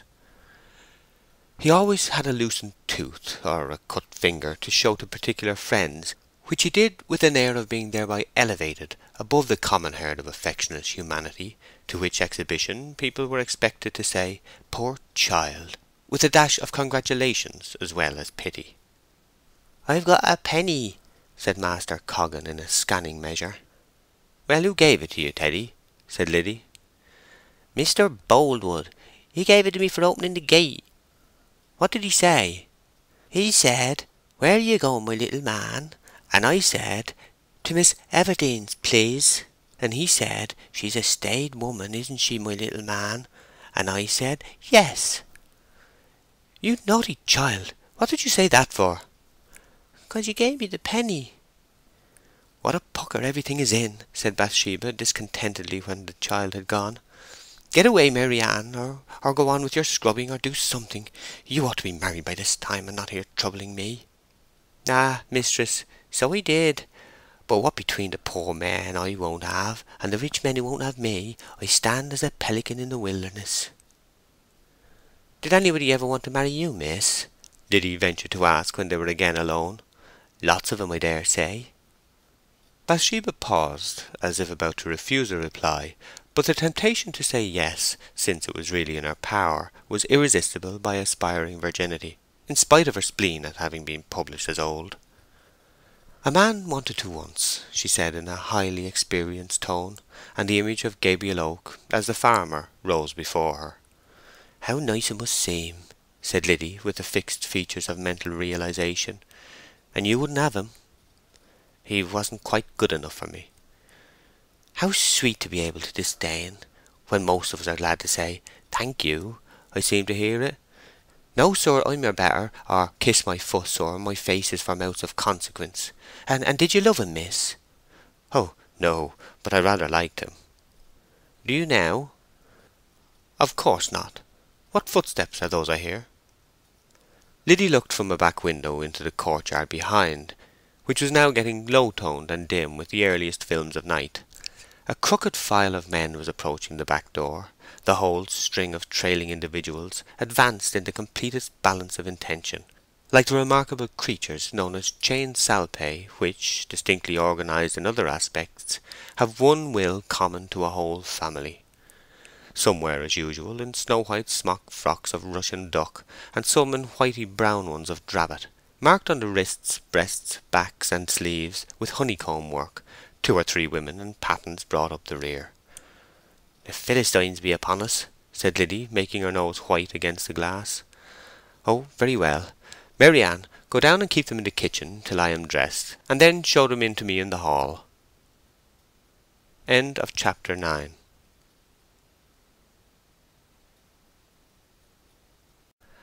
Far from the Madding Crowd, by Thomas Hardy, Chapter 10. Mistress and Men. Half an hour later, Bathsheba, in finished dress, and followed by Liddy, entered the upper end of the old hall to find that her men had all deposited themselves on a long form and a settle at the lower extremity. She sat down at a table and opened a time-book, pen in her hand, with a canvas money-bag beside her. From this she poured a small heap of coin. Liddy chose a position at her elbow and began to sew, sometimes pausing and looking round, or, with the air of a privileged person, taking up one of the half-sovereigns lying before her and surveying it merely as a work of art, while strictly preventing her countenance from expressing any wish to possess it as money. "Now, before I begin, men," said Bathsheba. "I have two matters to speak of. The first is that the bailiff is dismissed for thieving, and that I have formed a resolution to have no bailiff at all, but to manage everything with my own head and hands."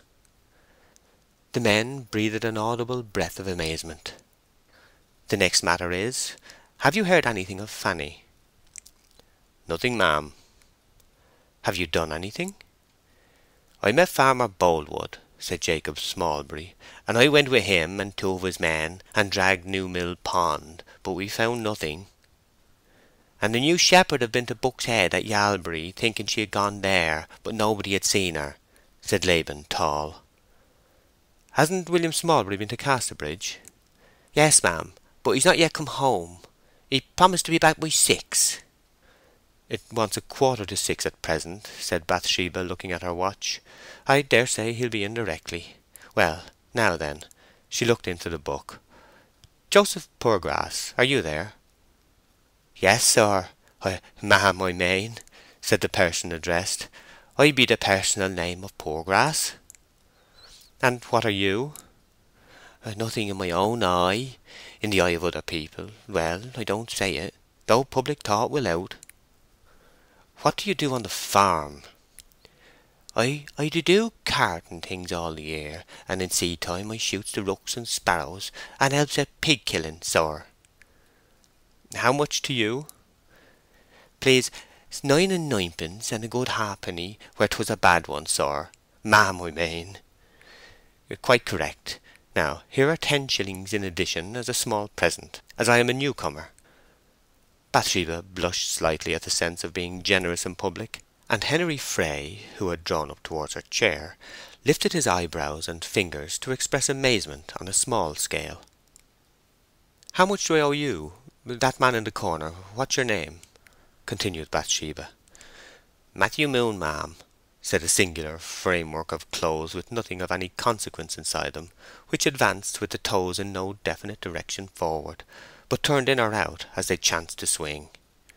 "Matthew Mark, did you say? Speak out, I shall not hurt you," inquired the young farmer kindly. "Matthew Moon, ma'am," said Henry Fray correctingly from behind her chair, to which point he had edged himself. "Matthew Moon," murmured Bathsheba, turning her bright eyes to the book. 10 and 2pence halfpenny is the sum put down to you, I see." "Yes, missus," said Matthew, as the rustle of wind among dead leaves. "Here it is, and 10 shillings. Now, the next. Andrew Randall. You are a new man, I hear. How came you to leave your last farm?" Please, ma'am. Please, ma'am. Please, ma'am." "As a stammering man, ma'am," said Henry Fray in an undertone. "And they turned him away, because the only time he ever did speak plain, he said his soul was his own, and other iniquities, to the squire. I can cuss, ma'am, as well as you or I, but I can't speak a common speech to save his life. Andrew Randall, here's yours. Finish thanking me in a day or two. Temperance Miller. Oh, here's another. Soberness. Both women, I suppose." "Yes, ma'am. Here we be, I believe," was echoed in shrill unison. "And what have you been doing?" "Tending threshing machine and wimbling hay-bonds, and saying hoosh to the cocks and hens when they go upon your seeds, and planting early flower balls and Thompson's Wonderfuls with a dibble." "Yes, I see.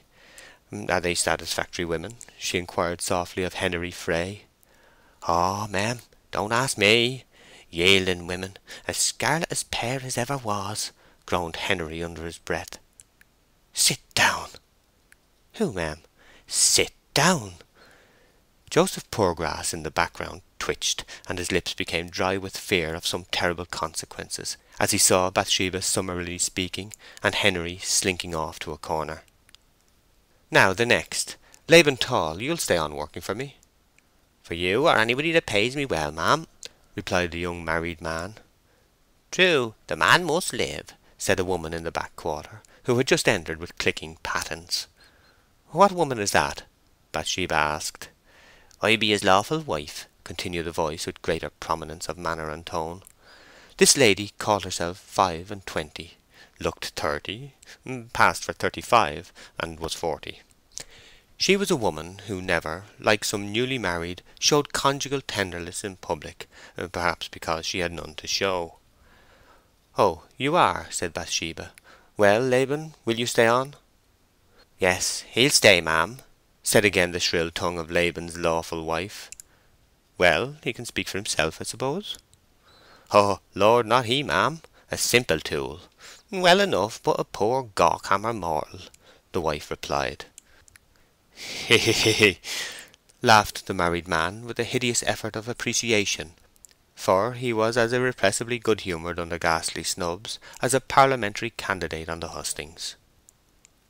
The names remaining were called in the same manner. "Now, I think I have done with you," said Bathsheba, closing the book and shaking back a stray twine of hair. "Has William Smallbury returned?" "No, ma'am."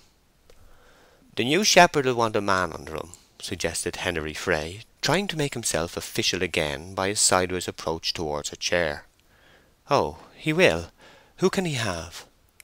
"Young Cain Ball's a very good lad," Henery said, "and Shepherd Oak don't mind his youth," he added, turning with an apologetic smile to the shepherd, who had just appeared on the scene and was now leaning against the doorpost with his arms folded. "No, I don't mind that," said Gabriel. "How did Cain come by such a name?" asked Bathsheba. "Ah, you see, ma'am, his poor mother, not being a scripture-read woman, made a mistake at his christening, thinking 'twas Abel killed Cain, and called him Cain, meaning Abel all the time. The parson put it right, but 'twas too late, for the name could never be got rid of in the parish. 'Tis very unfortunate for the boy." "It is rather unfortunate." "Yes. However, we soften it down as much as we can, and call him Cainy. Ah, poor widow woman, she cried her heart out about it almost. She was brought up by a very heathen father and mother, who never sent her to church or school, and it shows how the sins of the parents are visited upon the children, ma'am." Mr. Fray here drew up his features to the mild degree of melancholy required when the persons involved in the given misfortune do not belong to your own family. "Very well, then. Cainy Ball to be under shepherd. And you quite understand your duties, you, I mean, Gabriel Oak?" "Quite well, I thank you, Miss Everdene," said Shepherd Oak from the doorpost. "If I don't, I'll inquire." Gabriel was rather staggered by the remarkable coolness of her manner. Certainly nobody without previous information would have dreamt that Oak and the handsome woman before whom he stood had ever been other than strangers. But perhaps her air was the inevitable result of the social rise which had advanced her from a cottage to a large house and fields. The case is not unexampled in high places. When, in the writings of the later poets, Jove and his family were found to have moved from their cramped quarters on the peak of Olympus into the wide sky above it, their words show a proportionate increase of arrogance and reserve. Footsteps were heard in the passage, combining in their character the qualities both of weight and measure, rather at the expense of velocity. All. "Here's Billy Smallbury, come from Casterbridge." "And what's the news?" said Bathsheba, as William, after marching to the middle of the hall, took a handkerchief from his hat and wiped his forehead from its centre to the remoter boundaries. "I should have been sooner, miss," he said, "if I hadn't been for the weather." He then stamped with each foot severely, and on looking down his boots were perceived to be clogged with snow. "Come at last, is it?" said Henery. "Well, what about Fanny?" said Bathsheba. "Well, ma'am, in round numbers she's run away with the soldiers," said William. "No, not a steady girl like Fanny." "I'll tell you all particulars. When I got to Casterbridge barracks, they said the 11th Dragoon Guards be gone away, and new troops have come. The 11th left last week for Melchester and onwards. The route came from the government like a thief in the night, as is his nature to do, and afore the 11th knew it almost, they were on the march. They passed near here." Gabriel had listened with interest. "I saw them go," he said. "Yes," continued William, "they pranced down the street playing 'The Girl I Left Behind Me,' so 'tis said, in glorious notes of triumph. Every looker-on's inside shook with the blows of the great drum to his deepest vitals, and there was not a dry eye throughout the town among the public-house people and the nameless women." "But they're not gone to any war?" "No, ma'am. but they be gone to take the places of them who may, which is very close connected. And so I said to myself, Fanny's young man was one of the regiment, and she's gone after him. There, ma'am, that's it in black and white." "Did you find out his name?" "No, nobody knew it. I believe he was higher in rank than a private." Gabriel remained musing and said nothing, for he was in doubt. "Well, we are not likely to know more to-night, at any rate," said Bathsheba. "But one of you had better run across to Farmer Boldwood's and tell him that much." She then rose, but before retiring addressed a few words to them with a pretty dignity, to which her morning dress added a soberness that was hardly to be found in the words themselves. "Now, mind you have a mistress instead of a master. I don't know yet my powers or my talents in farming, but I shall do my best, and if you serve me well, so shall I serve you. Don't any unfair ones among you, if there are any such, but I hope not, suppose that because I am a woman I don't understand the difference between bad goings-on and good." All. "Know him?" Liddy. "Excellent well said." "I shall be up before you are awake, I shall be afield before you are up, and I shall have breakfasted before you are afield. In short, I shall astonish you all." All. "Yes'm." "And so good night." All. "Good night, ma'am." Then this small thesmothete stepped from the table and surged out of the hall, her black silk dress licking up a few straws and dragging them along with a scratching noise upon the floor.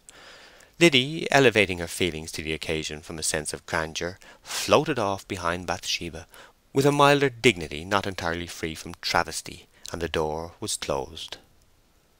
End of chapter 10.